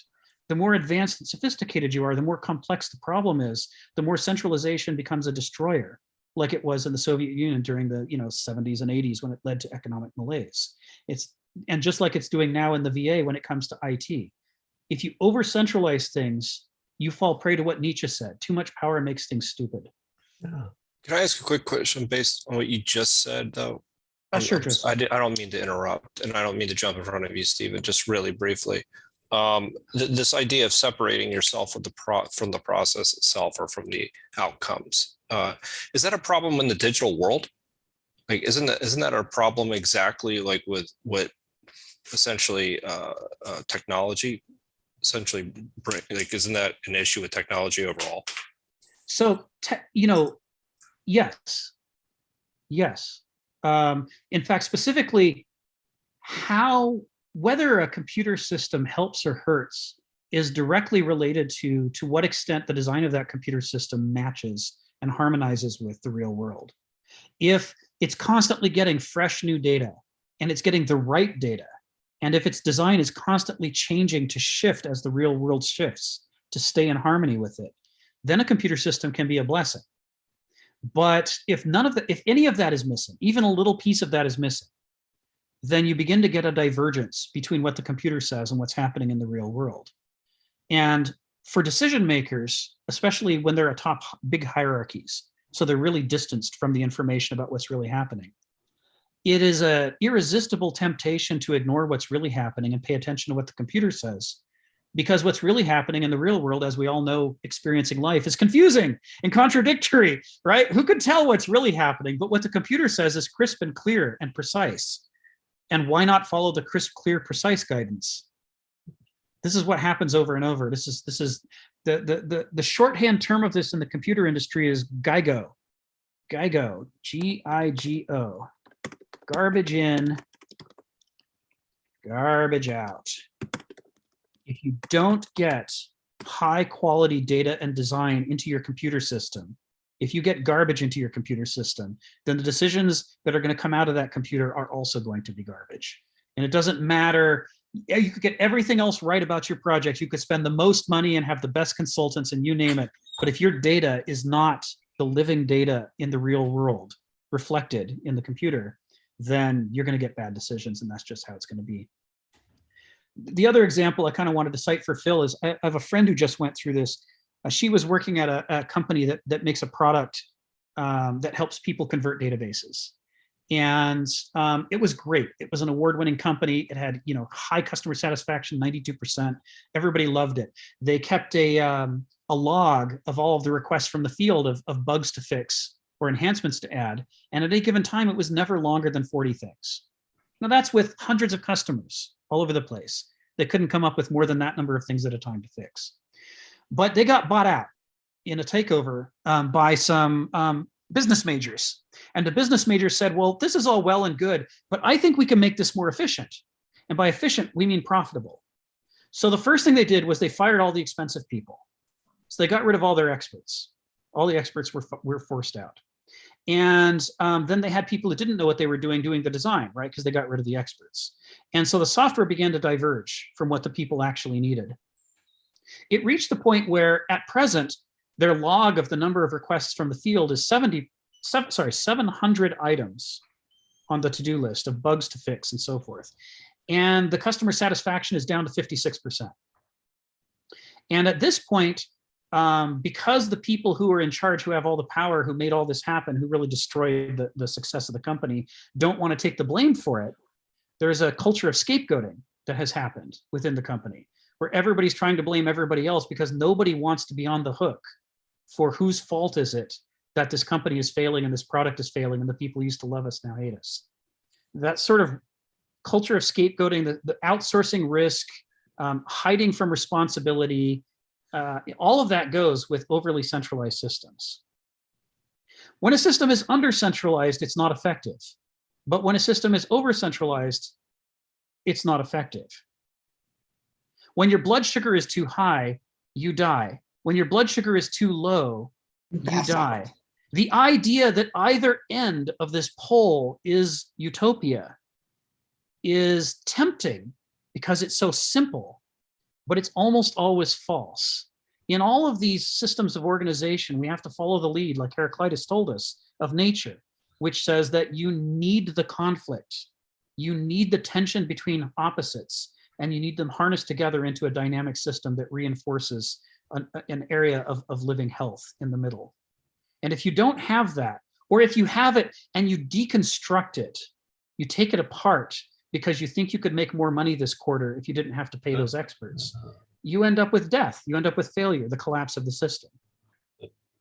Isn't that the 737 MAX? Isn't that the story of that airplane? Yes. Yes. We see this happen over and over and over in the modern world. And the reason why is we are culturally incapable of learning this lesson because we are all catechized to believe that that cannot possibly be true. And therefore, even when some individual or small group learns the lesson, usually by being, unemployed and shoved out of the organization, and then watching in despair as the organization implodes behind them, the next generation of leaders to come along has been catechized in the same modernist dogma that the original group started out in. So they're going to apply the same mistakes that the previous group applied, not having learned anything from them. And why should they, right? Because we believe that the winners are the people with the most money. The losers are the people with the most money. The losers have the least money. So when someone's shoved out of the organization that's collapsing, having learned all the lessons about why it went wrong, nobody will listen to them because now they're unemployed, right? They're the scapegoats of the system. Why would you listen to them? The new people come in with the same old dogma. They think that it's fresh, they reapply it, and the old mistakes are repeated. This is what we see happening industry after industry, all over throughout the modern world. We believe that we are more objective. We believe that we are more focused on science and engineering and learning and experimentation. And yet when it comes to our core dogmas, we have this weird insistence on repeating the mistakes over and over, even publicly, even spectacularly, even when the result is bankruptcy, pandemic, death, the collapse of countries. We don't care. We can't stop trying to prove that our dogma is right by carrying out those same failed experiments over and over and over. So when you read Kenneth Smith and you see the way that he is excoriating modernism, and you think, well, that's not fair. Modernism has done plenty of good things. Well, he's not saying it didn't. He's just saying, yeah, but turn your head a little to the right and look at these catastrophic failures that it keeps repeating and yet not learning from. It's not just our ability to fly in planes or go to the moon that we have to take notice of. We also have to take notice of how can it be this many years later and Flint, Michigan still doesn't have clean water? How can we be doing both at the same time? What system can produce both sets of results? It's only when we can fully grok that we understand ourselves. Stephen, then Joseph, then Sharon, then Phil. Go ahead, Stephen. Yeah, I was just going to say one of the historical ironies I sort of came across when I was, looking at the Viking Wars in Anglo-Saxon England. Yeah. You had the Danes attacking England. They were a series of different kingdoms, but they would unite against a common enemy. Right. But, Anglo-Saxon England had 10 times the population of Denmark. Yes. But at some point, now the Danes had actually on previous occasions tried to attack England and lost badly, like in 850 or something like that, 851, but they came back about 15 years later. Mm-hmm. And started to have success. Yes. So you have all these Vikings coming down England, conquering kingdom after kingdom, like a load of little ghost munchers. Yes. And you look at the Anglo-Saxon hierarchy, and there are records of what they're doing, and you have this massive hierarchy, which is all the king's horses and all the king's men. Yes. They have the odd success against the Vikings, but yes. In the end, it gets to the point where, well, the last kingdom is almost overthrown, Wessex, and you end up with what became the British Empire was a distraught king controlling a few metres of Somerset swamp, worrying about some Burns cakes. Yes. This is it. You've got a few metres of mud. You've got this guy called Alfred, and you've got some burned cakes, and he's thinking, where did things go wrong? But somehow he found some answers came out. The whole thing reversed, and the Anglo-Saxons, over the course of a century, took back all of England from the Vikings. That's right. That's right. And 1,000 years later, it's the British Empire, ruling a quarter of the world or something. Yes. What was going on there? Was it the tactic of the slime mold? I don't know. It's one of my favorite areas of history. I'm a role-playing gamer. I've played D&D since 1976. Sorry, 77. And my campaign is set in England in the year 1001. So that what you're describing is like the core area that I read over and over and over. It's one of my main areas. And that problem, for anyone who doesn't know the history, Stephen is not overstating it. Wessex was shoved all the way down into just a handful of people in a swamp, sick with diarrhea, trying to figure out how did it come to this and how are we supposed to get back what we lost? And they did. And the way that they did it is fascinating, but it partly involves decentralization. It partly involves, they had to set up fortified places everywhere that the Vikings had ever crossed a river, everywhere that they'd come over, a pass between mountains. They had to pay attention to what had actually happened and where the Vikings had moved and start to, one piece at a time, move into each of those places and put people in those places who could respond and could get messages back to the king. They had been overly centralized and overly concerned with themselves, and they hadn't been paying enough attention to what was happening, which is how they kept getting blindsided. So also they kept fighting amongst themselves.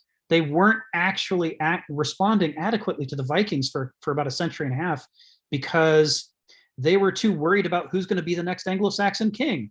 I don't want that guy from Mercia to be king. Well, he doesn't want the guy from Sussex to be king. Well, he's pissed off at the guy from Northumbria. They were literally still assassinating each other in the 900s while they were simultaneously trying to fight the Vikings.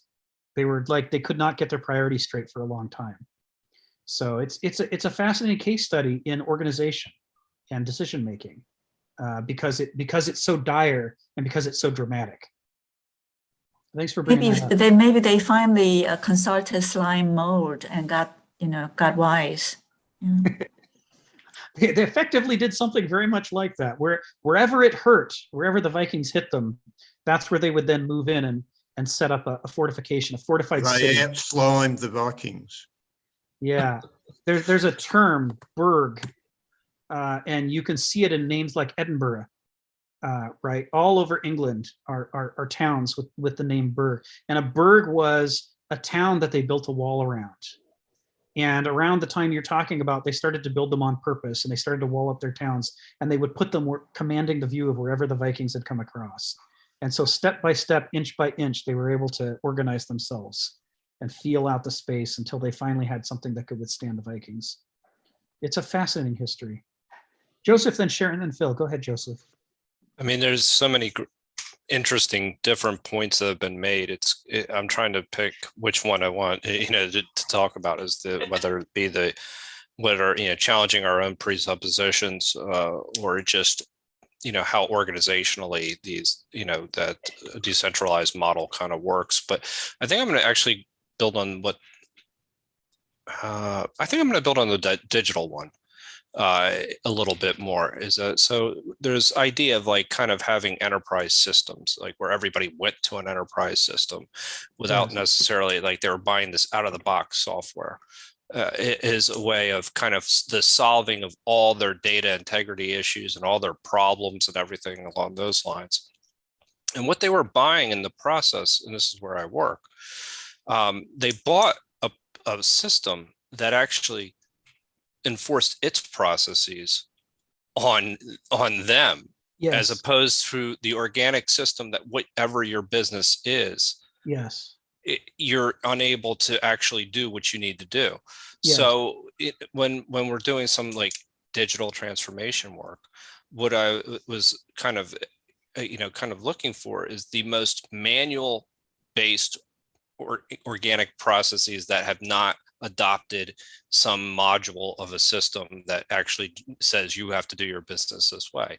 Because then you can actually naturally optimize. Yes. Whatever it is that you need to do. And I looked at it from more of a data perspective as like, yes. Okay, let's structure the data so that it gets into the system and that you can kind of invent the process as quickly, or reinvent the process to optimize it as to what you're actually trying to accomplish, as opposed to what Oracle or SAP or all these other systems want you to do. Right. So basically just looking at it as structuring data from their forms, as opposed to, and then just taking that and putting it in through the system. But it's interesting because you really wanted the least centralized like kind of system in order to really reimagine what's the optimization of it. Like how do you really optimize it?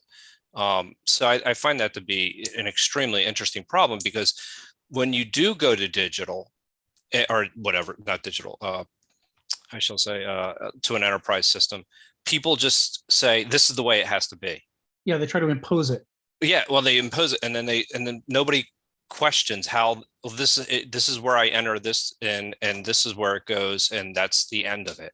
Right. And so that answers all my that's the way I have to do business. That's right. It's not necessarily something along the lines of saying, why am I doing this in the first place? And that's why I was saying, does digitalization sometimes separate you from actually what you want to do? Exactly. So it's a really interesting, it's an interesting process overall. I mean, and it's something I can, kind of, the one question I would like to pose out of this is though, one of, you were talking about the Ayn Randian perfect model of like, oh, these perfect amoeba. Yeah. Of how this world works. And it's exactly. But it is interesting. It's like kind of, does the decentralized model depend on some form of organization? Yes. Like another, because otherwise, if everybody's self-interested and just doing what they want, then it becomes kind of chaos. Exactly. Right? Yeah. So you need so an organization that you're working for. Yeah. The value is the same. Yes. But you don't want to impose the structure any lower than which the values are, because if you do, then people will start to then you're just siloed and you're just doing what you're over specialized. So you want the values as the goal, but you that's it, like that, and then let people do what they need to do. Minimal organization, just a few principles of organization. Exactly. Yeah. It's really interesting. I mean, I like that because it gets to all the things that we talked about, not necessarily where people don't challenge their presuppositions to where I work, but even then just how highly solid organizations actually function. So thanks for letting me comment, I guess. But my question is though, is that, how do you strike that balance too though? I mean, is that the balance that you're looking for, where you have a minimal amount of organization and your value? So this is something that people have explored in great depth. It's a really interesting, Doug Engelbart is one of the fathers of the World Wide Web. There's a few others that you can look at as well. And one of their observations was, you could build a worldwide network of information so long as people shared certain desires and followed a very short list of rules. And the rules were not constraining. They were patterns of behavior that you would follow to solve problems. You could do anything you wanted, but you had to solve problems using certain patterns. And if you did that, the World Wide Web would build itself from nothing into, a completely workable system of finding the information you want. And it would do it organically without a central plan. There was a huge fight in the early days of the World Wide Web about were we going to start with like a Dewey Decimal System card catalog that said where everything went, or were we going to let the thing grow according to its own organic nature? And there were pros and cons both directions, and we suffered the consequences to this. A lot of the negatives of the internet still follow directly from that decision, but the amazing growth of the internet also followed from that. And one of the things that he said is, the father of the internet said is, no, it's better if you only have a few organizing rules that channel your shared principles into cooperation. It only takes a few to do it. And once that's in place, then everything's fine. So one of the things that they did is no censorship, right? If somebody attempts to create blockage to prevent you from accessing a website, then the internet protocols can reach around that blockage and take some other route. And that would be a good thing, that's how you wanted it, that you didn't want centralized control, because that would allow people to seek out what they wanted. And what they wanted would end up becoming implicit in the structure of the internet. Same thing, to go closer to, I'm going to cite two other quick examples. One is, in the history of Vista, the software that the VA created, because it was created in-house by the caregivers instead of from outside by some other group of programmers guessing about what doctors wanted.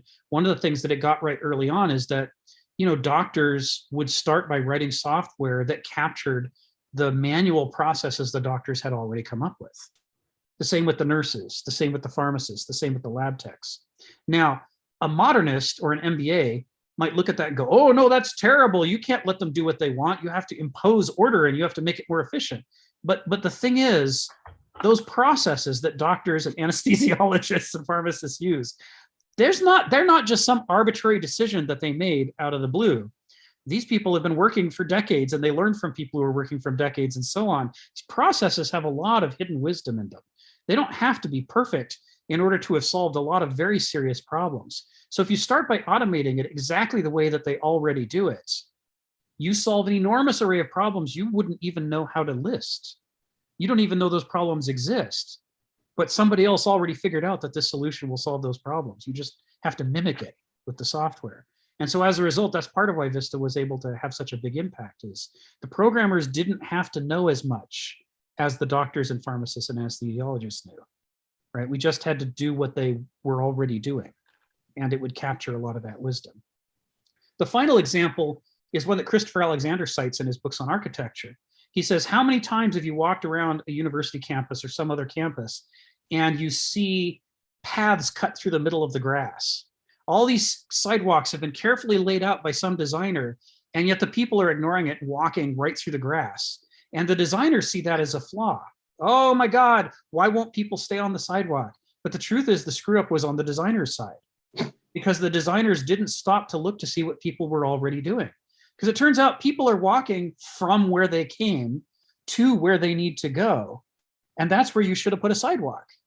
But instead, you thought it would be clever if all the sidewalks meet in the middle, or if there's only sidewalks along the edges, or, they all have these ideas, these geometric abstract schemas that they impose on the space and that people end up having to ignore because they don't match their real needs.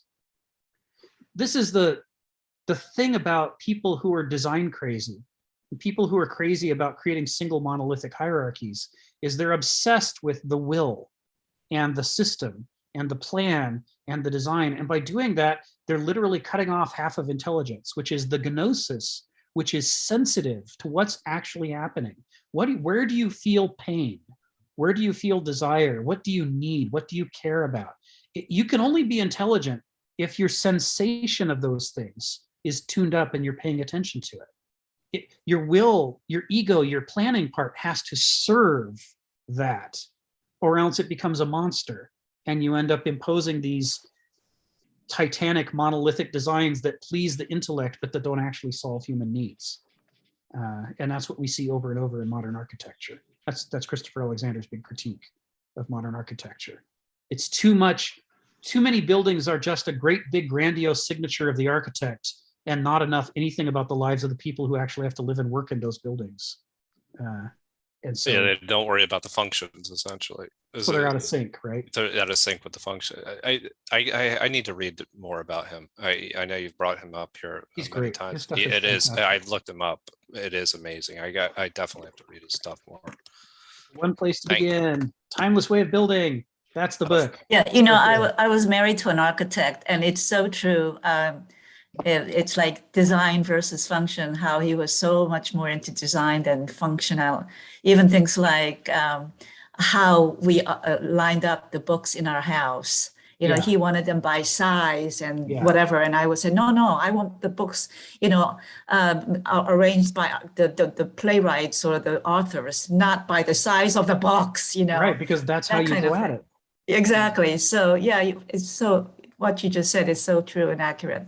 Rick. Right? When you go to your bookcase looking for a Moliere play, you don't go to your bookcase looking for a book that is exactly 6.5 inches high. Exactly. Right? I mean, Exactly.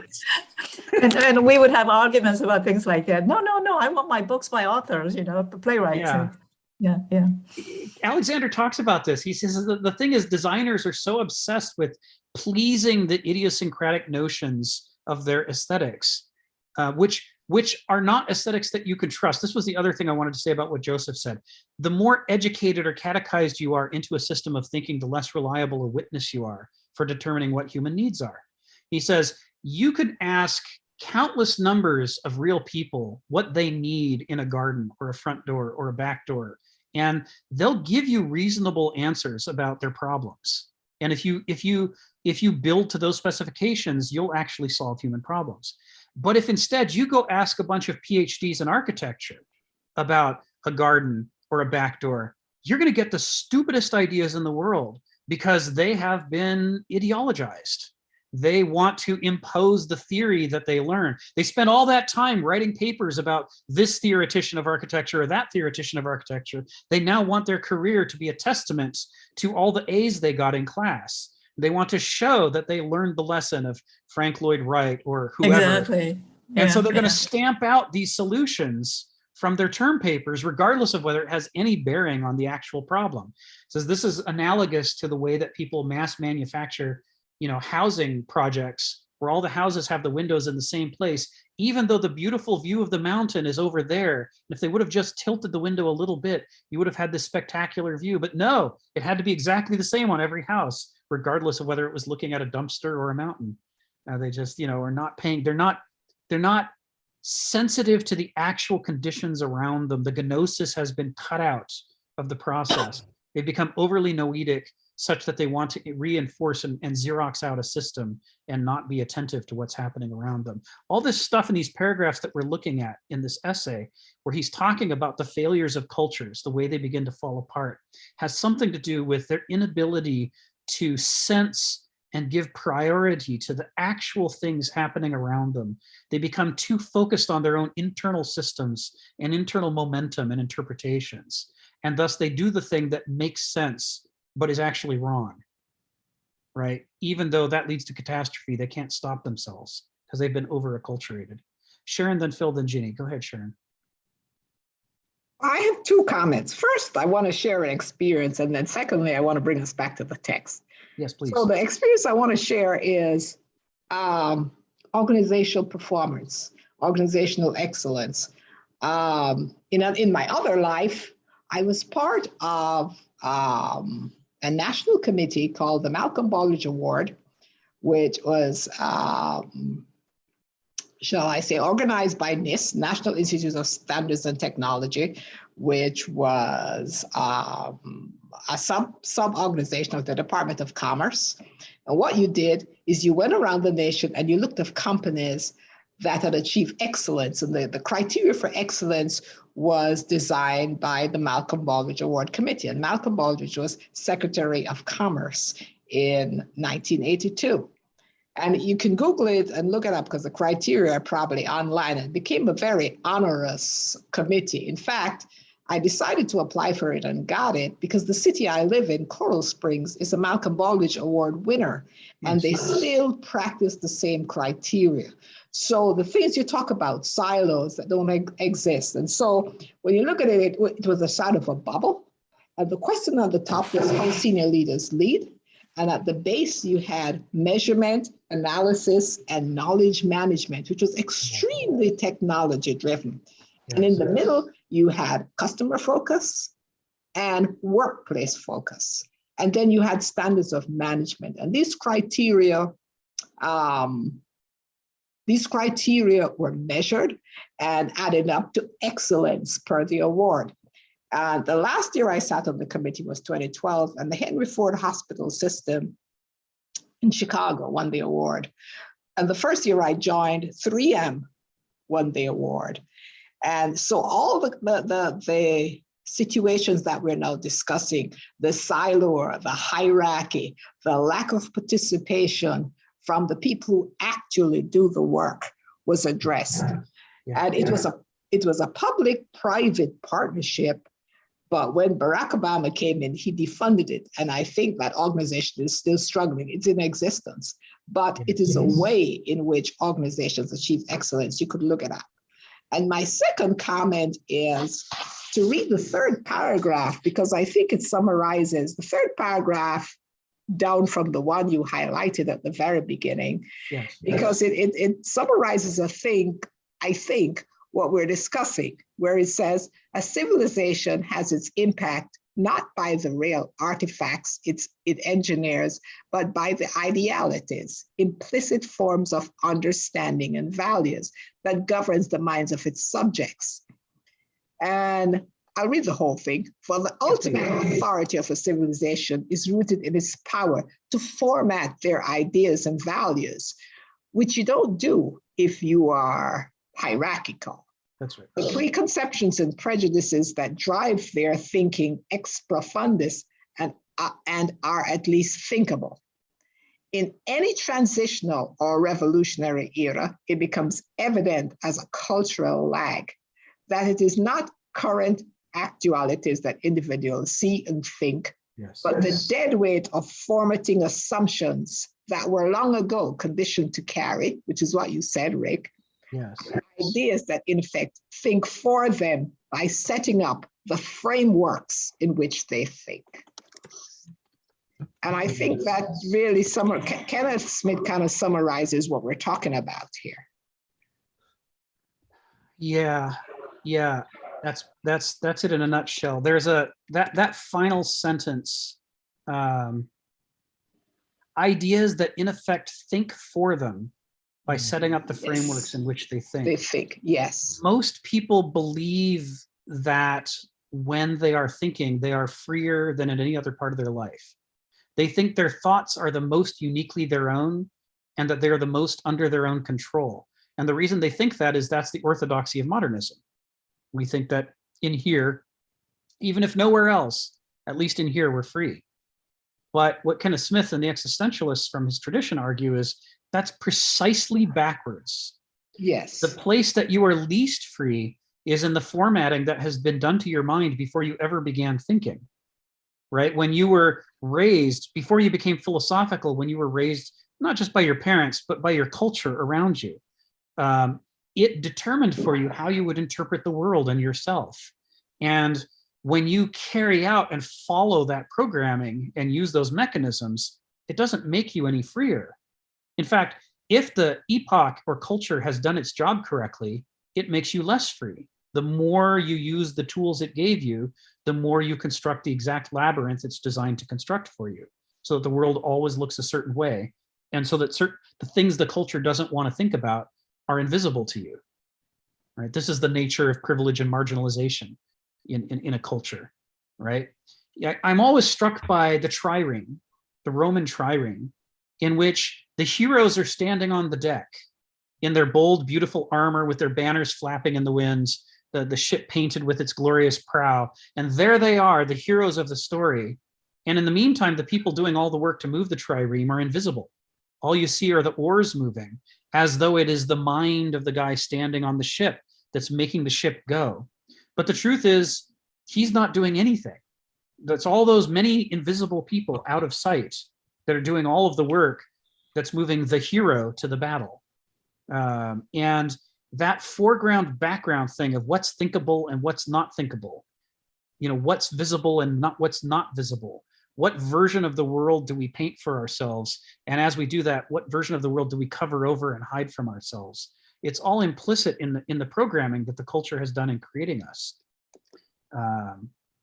And so, yeah, what you're citing here, this is really core to the argument. All of this follows from Aristotle's argument about education of the children being critically important. Mm-hmm. That's how you create a culture. And if you screw that up, that's how you destroy a culture. Because as with the amoebas, all you need to fail as a slime mold is to have the amoebas not agree to cooperate. If they don't share enough values to say, you know, when one of us calls for help, the rest of us should come running. If they don't share that, then they're just going to be one of those solo isolated amoebas that can never amount to anything larger than itself. And that's the struggle that we have as Homo sapiens, is that when we form ourselves into larger cultures, we're not creating a true multicellular organism. We're not creating a giant animal, right, made up of individual people. That's not what we're doing. What we're doing is very much like what a slime mold is doing, where a bunch of individuals are sort of negotiating and deciding to what extent do they want to be individuals and to what extent do they want to try to work as a whole. When a culture's firing on all cylinders, we can work as a whole well. But it doesn't change the fact that at any moment we could leave, right? We have the capacity to leave. And our crisis is, as individuals, if we can't be acculturated correctly, then we'll never amount to anything, because we'll waste all of our potential fighting against each other and undoing each other's works. Now, I look at a lot of other governments with envy compared to the US government, because in ours, each administration that comes in spends its whole time trying to erase the accomplishments of the previous administration because they hate each other so much. That's why we're stuck.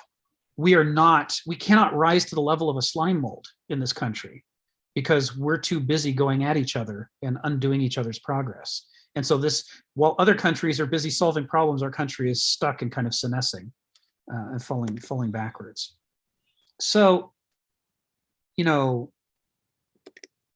I'm glad you cited that, because, this is the stuff we want to talk about. The paragraph before that, he says, the ethos, and of course, anytime he says ethos, he's quoting Heraclitus, right? Ethos anthropoi daimon. Ethos anthropoi daimon, character is fate. He's always quoting Heraclitus when he says ethos. The ethos, the highest code of values of a civilization, its defining scruples and imperatives, perishes by deformation, by neglect under the impact of myriad one-sidedness. Before I go on, one-sidedness, what's one-sidedness? A doulos is one-sided because he's trying to be all naive gnosis and no noesis. A benausos is one-sided because he's trying to be all noesis and no gnosis, right? He's talking about these deformations of personality that get created by the basal metabolism of the mind when people aren't taught that they need both, when they think that one or the other is the solution and try to suppress the other. One-sidedness. Fracturing and idiotizing perspectivisms, normal and ordinary ideologies. It perishes of no longer being publicly articulable and privately cogent. That is, you can't even talk about the core principles in ways that people can understand. You can't even think them clearly to yourself. The words have all lost their meaning. You've forgotten which are the fundamental things that made your civilization go, and you're completely distracted by the things that don't matter as much. And it survives then not as living spirit, but as the dead letter that killeth, lying rhetoric, the Judas kiss of hypocritical cant, vapid self-flattery, empty formulaicisms, systems, impersonal routine. And all of this is echoing what we talked about earlier when we said a civilization that has reached this stage, when it meets a crisis it isn't prepared for, nobody responds to the crisis. They don't know how to work outside the system. So they just go back to their ordinary lives as though it's not happening. The fall of Rome. This happened during the fall of Rome. People just kept trying to do what they'd done before, even though it wasn't working anymore, because they had been so acculturated that they had nothing left in them of the gnosic creative impulse to reorganize. They were too obedient. It no longer forms the profound code of self-inspiration, which is civilized character. And that, by the way, is a fundamental difference from the way we imagine civilized character. We think civilized people follow the rules. We think they're polite, right? We think they don't steal from each other because that's the law. We think that they organize themselves systematically. The modernist notion of civilized character is this conformitarianism, because that's what's been stamped into us. We think that civilization is the antithesis of chaos, right? And that sets us up to where we are afraid of creativity. A profound code of self-inspiration is a code that leads you to make decisions for yourself according to a shared ethos. We mentioned, I think last week, I think we were talking about this, that the difference between a principle and a rule is that a rule tells you what to do and what not to do, and a principle doesn't tell you any such thing. A principle is a fountain of order. It doesn't tell you exactly what to do, but it inspires you in every possible situation so that you can come up with creative solutions that align with other people who share that principle with you. It is the antithesis of a noetic structure of society, to be driven by principles that inspire, by myths that inspire, going back to mythos and logos, right? That notion of inspiring the creativity to give it a direction, but not a recipe and not a foreordained outcome, but so that it can be different in every circumstance and yet alive and appropriate in every circumstance. These are the qualities that we said when we were talking about the triple infinity of life, that it's everywhere, but it's different everywhere, and that it's changing all the time everywhere in order to better adapt to the specific local circumstances. That's what principles do in us. Principles in a culture give us that drive to pay attention to what's happening and to adapt to them in a way that brings the principles to life. Rules can't do that. Rules tell us do this and don't do that. There's no life-giving inspiration in them. And so in this phrase, Kenneth Smith is basically contrasting everything that we think of as civilized character with what actual civilized character is, which is the character that's capable of generating civilizations, not just obeying them or inhabiting them. You see the difference? The generative quality. When we talk about the toaster versus the cat gets a scratch, but every cell knows how to generate life, and that includes healing. The toaster, no part of the toaster knows anything about how to generate a toaster. And so when it's damaged, it just stays damaged. A noetic culture, an anti-culture, as opposed to a gnosis culture, a genuine organic culture, has this exact same discrimination between them. An organic culture driven by principles is a generation, a fountain of culture. If it's damaged, it recreates itself anew, including in new forms. And thus it can adapt to circumstances because it's not driven by rules, it's driven by principles. But an anti-culture is organized according to rules. And so it can't make anything new. It can only endlessly replicate the rules and obedience to them. And when it first runs into a circumstance those rules were never prepared for, when circumstances change and the rules are obsolete, it goes on, the dead hand of the past, acting out in all of its inhabitants who just keep doing over and over the thing that they've been taught to do because they're not principle driven, they're rule driven. So this is what I'm trying to get at. He's hidden in these words. He's trying to contrast everything we think of as the pinnacle of civilization with what actual civilization would be like. Sharon, and then Phil, and then Ginny. I think we talked about a couple of weeks ago the relationship between a culture and its ethos. Yes. And how an ethos undergirds its culture. Yes. Undergirds a culture. And I don't remember if we broke it down into principles and rules, but whichever way an ethos goes, so goes the culture. Right, right. And it's the same with a character. An individual character, he distinguishes personality from character in the same way. Your personality is just how you come across, but your character is made up of your ethos.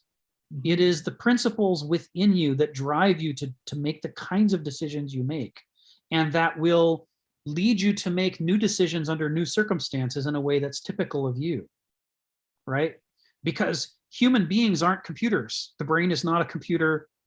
Our thoughts are not programs or data. Nothing about us is like a computer. So when we're dropped into a new circumstance, it is the ethos of our character that leads us to new behavior, because we're not capable of stamping out behavior exactly the way a computer does. But you organize us into a noetic society, an anti-culture, like modernism provides, and we do our best to carry out the program, right?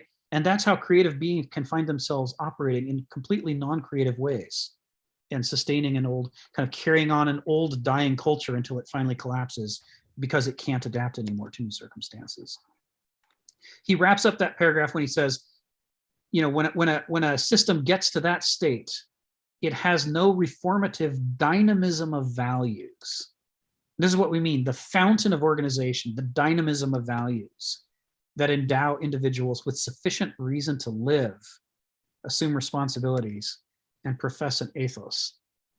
He has in I can't remember if it's Webb's or otherwise, he has a parable where he says, one of the distinctive qualities of moderns that they themselves know nothing about is that if they were confronted with the Great Sphinx and on penalty of life or death, they had to say why they're alive, what they live for, they couldn't give you a clear answer.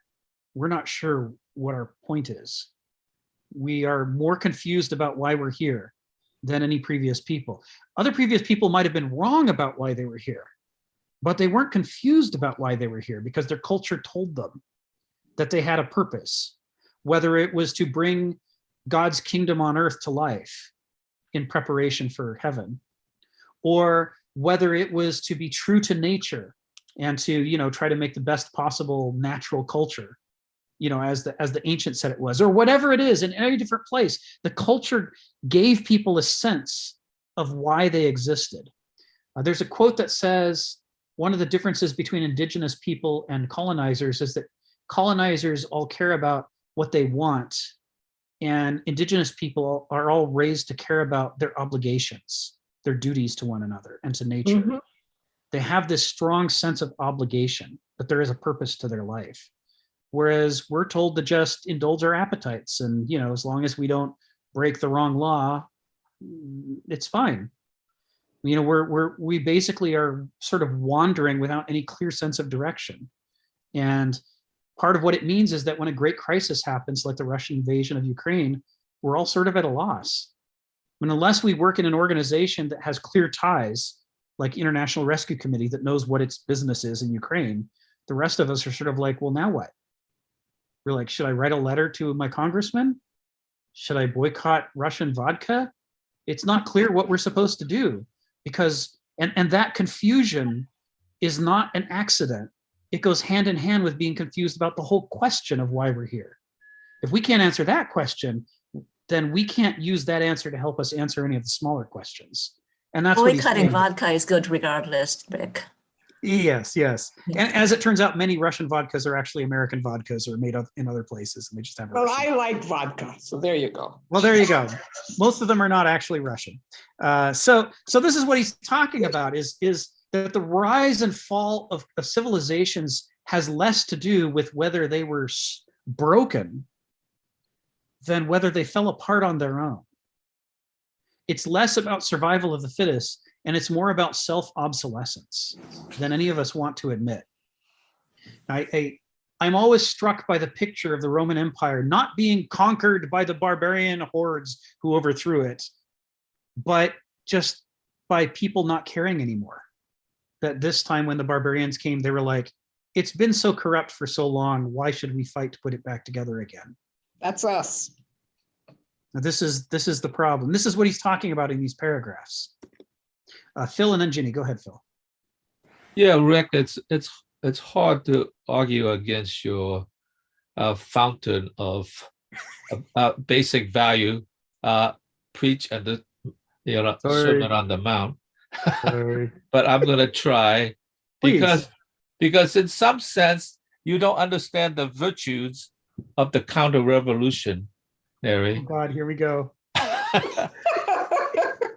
In terms of, let's say, like culture has always been the mighty ruling over the weak.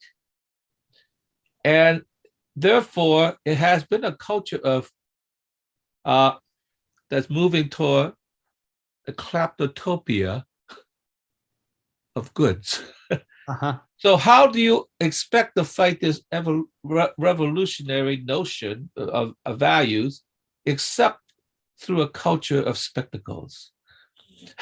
And that's what the Romans decided. Exactly. That's a history. Circuses, except to make circuses. to make the Sermon on the Mount become invisible, so that in a sense it becomes overwhelming in the spectacle, Because how else do you expect the ruling class to get the fistful of dollars? Yeah. Yeah. That is my counter argument to your wonderful Sermon on the Mount. No, it's beautiful. That's exactly what needed to be said. That is the conundrum no one has solved, which is why modernity is still continuing. That's right. No matter how bad things get, modernities can't end unless we can come up with an alternative, and nobody's done that yet. I mean, what happened in the Soviet Union and China, those are not alternatives. It's the same system working itself out in a different configuration. Exactly. More so. Nobody's figured this out yet. Yeah. Right. So a couple of caveats. I'll just put some little caveats. One caveat to what you said is, based on Kenneth Smith's definition, might makes right. The strong ruling the weak is precisely not a culture. That's precisely an anti-culture. But it is a kleptotopia. It is a kleptocracy. And we think that's a culture. That's all we've known, right? For thousands of years, you know, any of us of our descent, that's all we've known. Certainly people of European descent, anybody who's had relationships with China, there are a number of places where that's been true for thousands of years.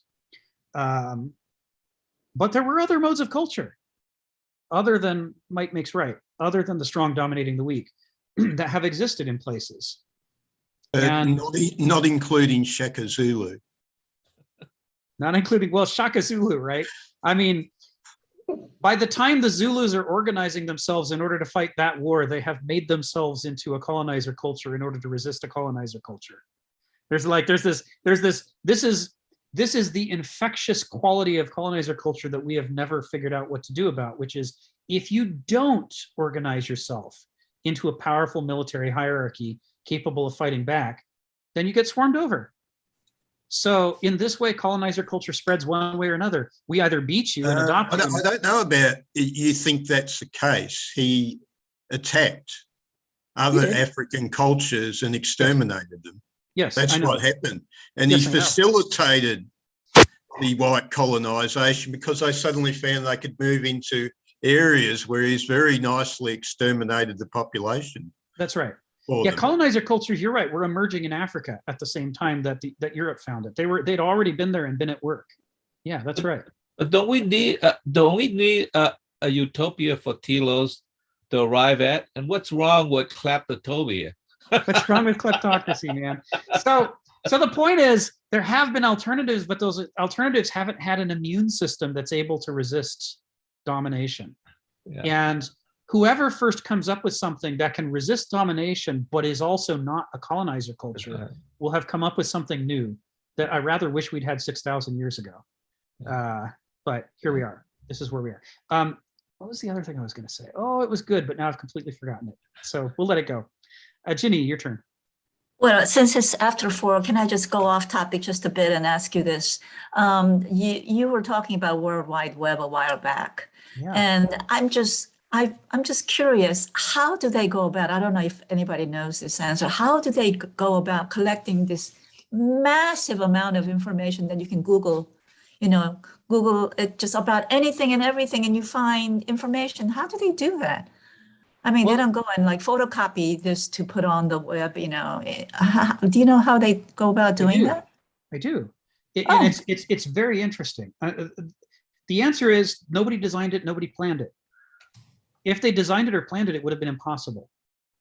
All the previous attempts to collect enormous amounts of information in one place had sort of maxed out at things like an encyclopedia or a library. We never created anything on the scale of the World Wide Web before. It's simply, contrary to modernist dogma, the human mind is not infinite. There are limits to how much complexity you can keep track of. No matter how smart you are, if you keep going, if you keep trying to learn more and more and organize more and more, I promise you will find the limits of your competency. And if you have power, then the limits of your competency will be inflicted upon all the people around you who are subject to that power. We really can only handle so much. And this is where nature, through organic systems of order, and I'm not talking about mobocracy, I'm not talking about anarchy. but through organic systems of order, is able to create levels of complexity we can't even visualize clearly. I mean, to give you a sense, if you could, for a moment, and by a moment, I mean, it would take you like a year or two, if you could map out the complete contents of one human cell and see where every molecule in it was, here they all are, and here are all their properties, and here are the sorts of things that they can do. If you made that your expertise, just this one cell, so that you knew it like the back of your hand, and then you pressed go and let the cell come to life and begin doing its business, you would immediately lose track, because so many different things are moving at the same time in an organized, coordinated fashion. You would just lose it. You would, you would no longer be up to date about what that one single cell was doing. And yet inside your body are countless cells, and all around you, all these organisms, all these ecosystems on the planet are organizing themselves in ways that focus on keeping fresh water moving and keeping clean air, up there. That's something that organisms did. They terraformed the earth to create the oxygen atmosphere, which we breathe today. All of that stuff is being generated for us, and it requires a level of complex organization we can't envision. Yeah. Because we think you have to plan it and design it. But if you try to plan it and design it, you can only manage little things. It's only through organic order, where there isn't a designer and there isn't a planner, that you can organize massive amounts of complexity in a healthy way. So that's what the founders of the World Wide Web did. They came up with a few basic principles that said, how do you make a website, and how do websites link to each other? How do you get an address, and how do you store your files? They made that up, and then they said, and that's all we're going to make up. After this, it's a free-for-all. Anybody who wants to make a website can make a website, and the reason that they do it is because they want to. And the information that they put there is the stuff that they know. And as the founders of the World Wide Web, if I'm speaking for them, if I'm role-playing them, I say, we know hardly any of the things that the 7 billion people around us know. We only know a tiny bit. So we could never have assembled all of this. But if we tell the 7 billion people, go forth and create whatever websites you want to create about the things that you know and that you care about, they're going to put all this information out there that we never could have put out there, that we never knew about. That's how it happened. Literally, that's how all the information got up. People put the things that they cared about, that they personally knew, that other people didn't know. And then they linked to each other. So let's say I Google, okay, Nat King Cole, and then all this information comes up. Nat King Cole was a singer, blah, blah, blah. He lived on, he did this. Sure. So that information that I see on Nat King Cole when I'm Googling, that came from all these different sources, from different websites and all that. Okay. Yeah, Google has programs that run every night. They're called spiders. And the programs that they run, they just follow every link they know about to websites. And then they collect all that information, and then they collect all those links on those websites to other websites, and they follow those too. So all they do is they go around there and they build a gigantic index on the biggest computers you've ever seen. Huge masses and arrays of computers. They just build index after index after index after index of everything that they found. And when you type in your search result, when you type in your search query for what you want, they just go to their indexes and say, well, here's what we found. But they themselves didn't create any of that information. It's all of us that created it, because we're all hobbyists and enthusiasts and scientists and whatever we are. We made our websites about the things we cared about, and Google found it through these programs. It's actually not that hard to write a spider. I could teach people to write a spider. All it's doing is following a link and then copying down all the text it found. What's also been in the news recently is about cryptocurrency and NFT and blah, blah, blah, blah, blah, blah. And one of the things I was saying is that that storing all that stuff, I don't know what to even call it, takes enormous amount of energy that I just cannot comprehend how that could happen. And they said it uses up about the same amount of energy as some country in Europe somewhere or something. Not the storing, the mining. I don't, it's just kind of that's amazing. A conversation for another day. Is that right? It's kind of like, what? How could that be? You're right. You're right. It's hugely wasteful of energy. You're right. Yeah. That's where it claims it gets its value from, is by burning energy at a time when we don't have a whole lot. Exactly. So it's a kind of madness. Stephen and then Phil, and then we'll wrap up for today. Go ahead, Stephen. Oh, yeah, I was just going to say, I know this lady, and she's worked in Russia and Germany, and she was comparing the cultures. Now, we normally think of the Russians as a collection of drunken stooges, but she said what she experienced in Russia was an incredibly dynamic culture, and there's a lot of smart people there doing their own thing, and there's very few. She talked about the freedom, very few restrictions on you. You got a good idea, you can race around in Russia and do your own thing. Yeah. Then she goes to Germany, and she said, in Germany, you show any independent type of thought or anything like that, the whole legal system is Byzantine. It comes down to crush you. Yes. All the Germans will gather around you and say you're bucking the system. And how she was describing, she described the Germans are the laziest people she's ever met. They just want a nice little cozy situation. They don't want anybody to ruffle it. And she said she felt like it's not freedom in Germany. You're a prisoner. But in Russia, which supposedly is a dictatorship, she said to do business, it's just so good, so dynamic. Yeah. So then how could Putin exist in that environment? I don't understand. Because he's got control of the central hierarchy, right? So he wields the military. But if you travel, there's a guy who's been traveling Russia in line with what Stephen's saying. There's a guy who's been traveling Russia, taking photographs of indigenous cultures all along Siberia and along the east coast, the far coast of the Pacific, and in the south, along the edges of Russia, and finding all kinds of different cultures that are still retaining their original indigenous practices as best that they can. And they all operate very differently than people operate in Moscow. You wouldn't, if you read Pravda every day for a year, you would never even suspect most of these people even exist out there, living their lives in completely different ways. Like Stephen's saying, they're sort of disconnected from the central hierarchy. It maintains control over them only in limited ways. And as a result, there's an enormous diversity of life.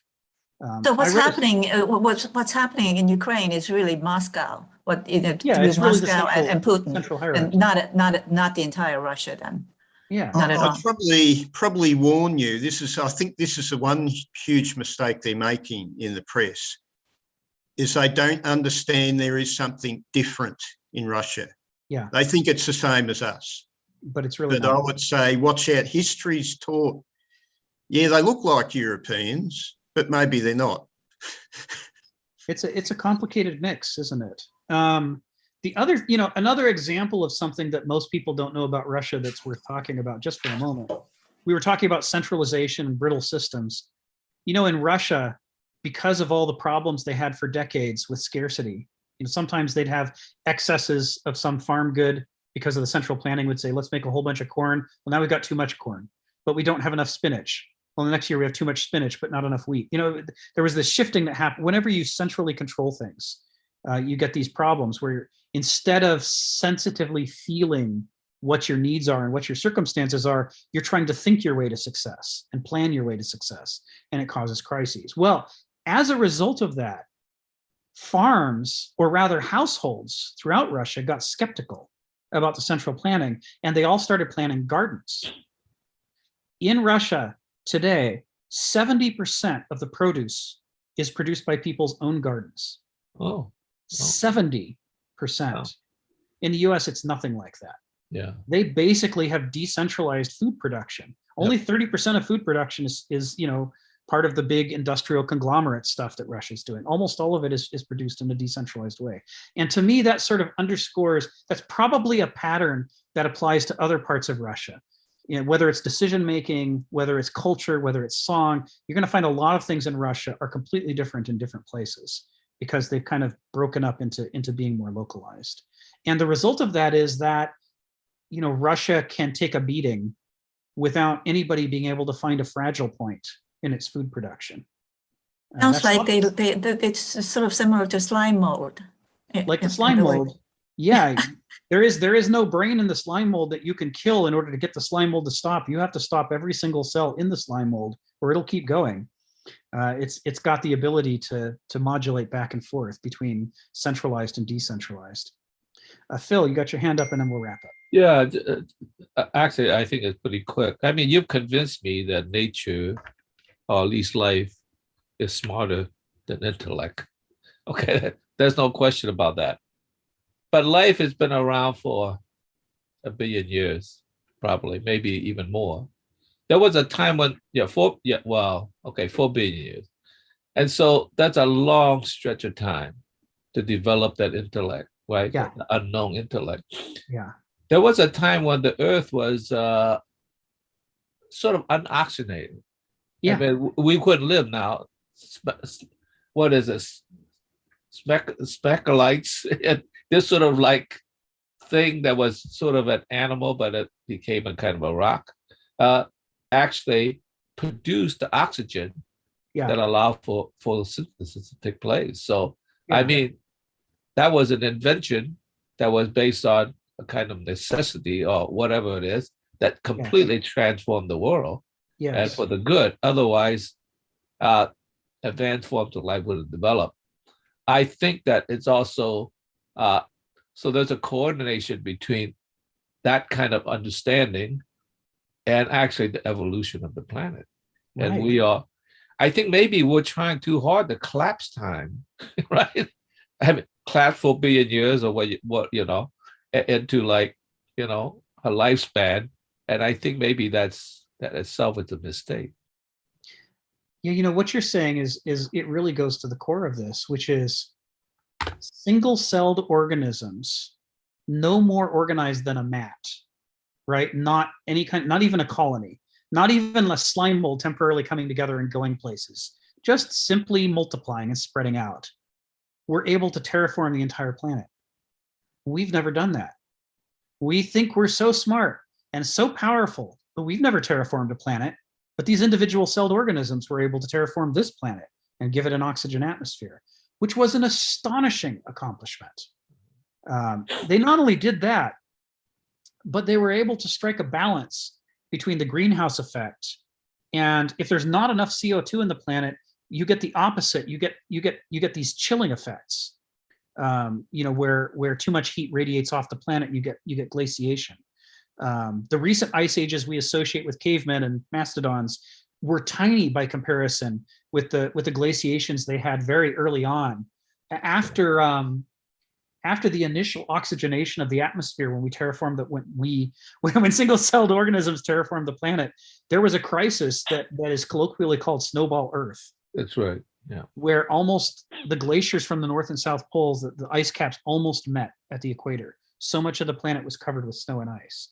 And it was part of that, as part of the resolution of that crisis, was the change in the ecosystems on the planet adapting to it to pump out more CO2, because CO2 would help hold the warmth in and keep that from happening anymore. So again, we're back to the bow and the string in Heraclitus's sense of a dynamic system. You can't have one, you can't have the other. You have to have them both. They have to be in tension with each other and push on each other to keep you from going too far in either direction. And if you go too far, you don't have the basis for life anymore. And that's the problem ultimately with modernism, that we're hypernoetic, that we're scapegoat gnosis. And as a result, we have a whole set of very caricature-like weaknesses that we ourselves can't explain. We ourselves can't explain why we can't get fresh water to Flint, Michigan. It doesn't make any sense. We just prefer not to talk about it because it just doesn't make sense. But this is where this book and this series of lectures comes into play. The more we can see the medieval worldview and the ancient worldview, the more we can escape the trap of the modernist worldview and start to understand modernism not as it wants to be understood, but as it actually is. That'll make us free. Then we can have choices. Flint, Michigan did get, they are getting water, fresh water, aren't they now, aren't they? They're starting to. People are getting bottled water into them, but they still haven't fixed the water system. Their infrastructure still has not been Well, redone? the pipe, They have not done it? the pipe. Is it because there's no budget for it? Is that what's going on? Well, you know what don't have budget for it means. This is one of the richest countries in the world. Of course, we have the budget for it. We just can't bring ourselves to care that a Well, there you generation are. of children are growing up with lead poisoning. Well, there you are. You need the fistful of dollars, for heaven's sakes. We have so No, much we have money. the money, but we're not putting it toward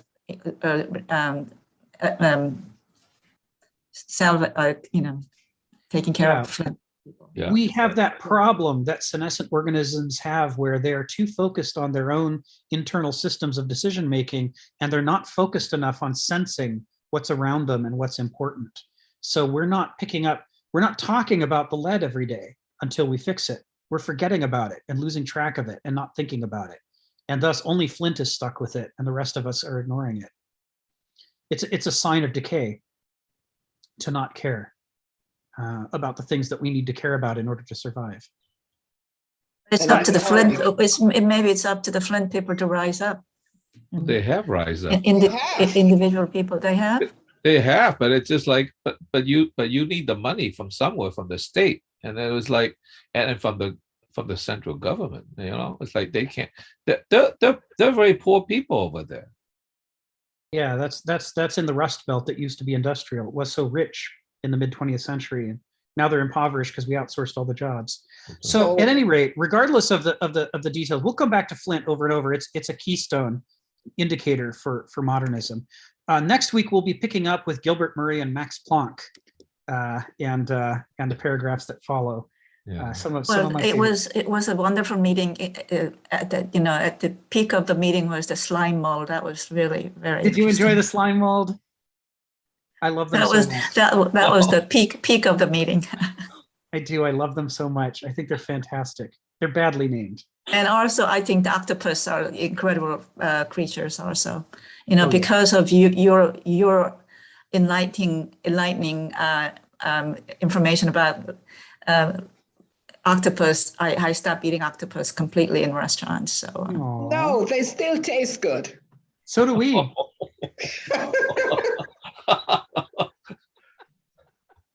anyway, All right. Well, thank you so much, Donald. I hope you feel better. thanks a lot. Donald, feel better. We miss your commentary. At least I miss Yes. your commentary. So feel I- better. Don. I enjoyed listening. So good. Well, save it up for next week. Hey, Donald, thanks for listening. Anyways. So, Rick, as we talk about modernisms, and I was watching a newscast yesterday of some Holocaust survivors in Ukraine. Yeah. And I was sitting beside my 7-year-old grandniece, and she said, "Why are those old ladies crying?" And I told her about the Holocaust. She says, "Are we doing it again?" I said, "Yes, Yeah. I think we are." So I want you to explain how modern we are when we keep going back to repeat the past. That's for next week. Yeah. Yeah, 1.5 million people displaced within the last couple of weeks. It's only been like 2 weeks since it all began, right? Just Well, 2 they're weeks. still alive, aren't they? Yeah. Moving out. To Yeah, other but countries. they're Not all of mass them. exodus Not to all of them. Not all Poland of them. and Hungary. Well, I know, but Yeah, we'll be talking about this in the weeks ahead. no doubt. 40 something million people, and over 1.5 million have already left the country. Yeah. Yeah. Have we got the right Gilbert Murray there? Yeah, that's him. Okay, cool. That's him. I love his books. Oh, 5 it's Stages of good. Greek Religion and Rise of the Greek Epic are just masterpieces. They're incredible. He was Australian born, Stephen. Pretty good. He was Australian board. Yeah, we had a few of those that started out in Australia and went to other places. And on that Okay, note, guys. All right. let's wrap it up. Next week. Well, All right. Bye-bye. Thank you. Bye-bye. Thank you. Thanks a Thank you, lot. David Roel. Thank you. Bye-bye. Bye.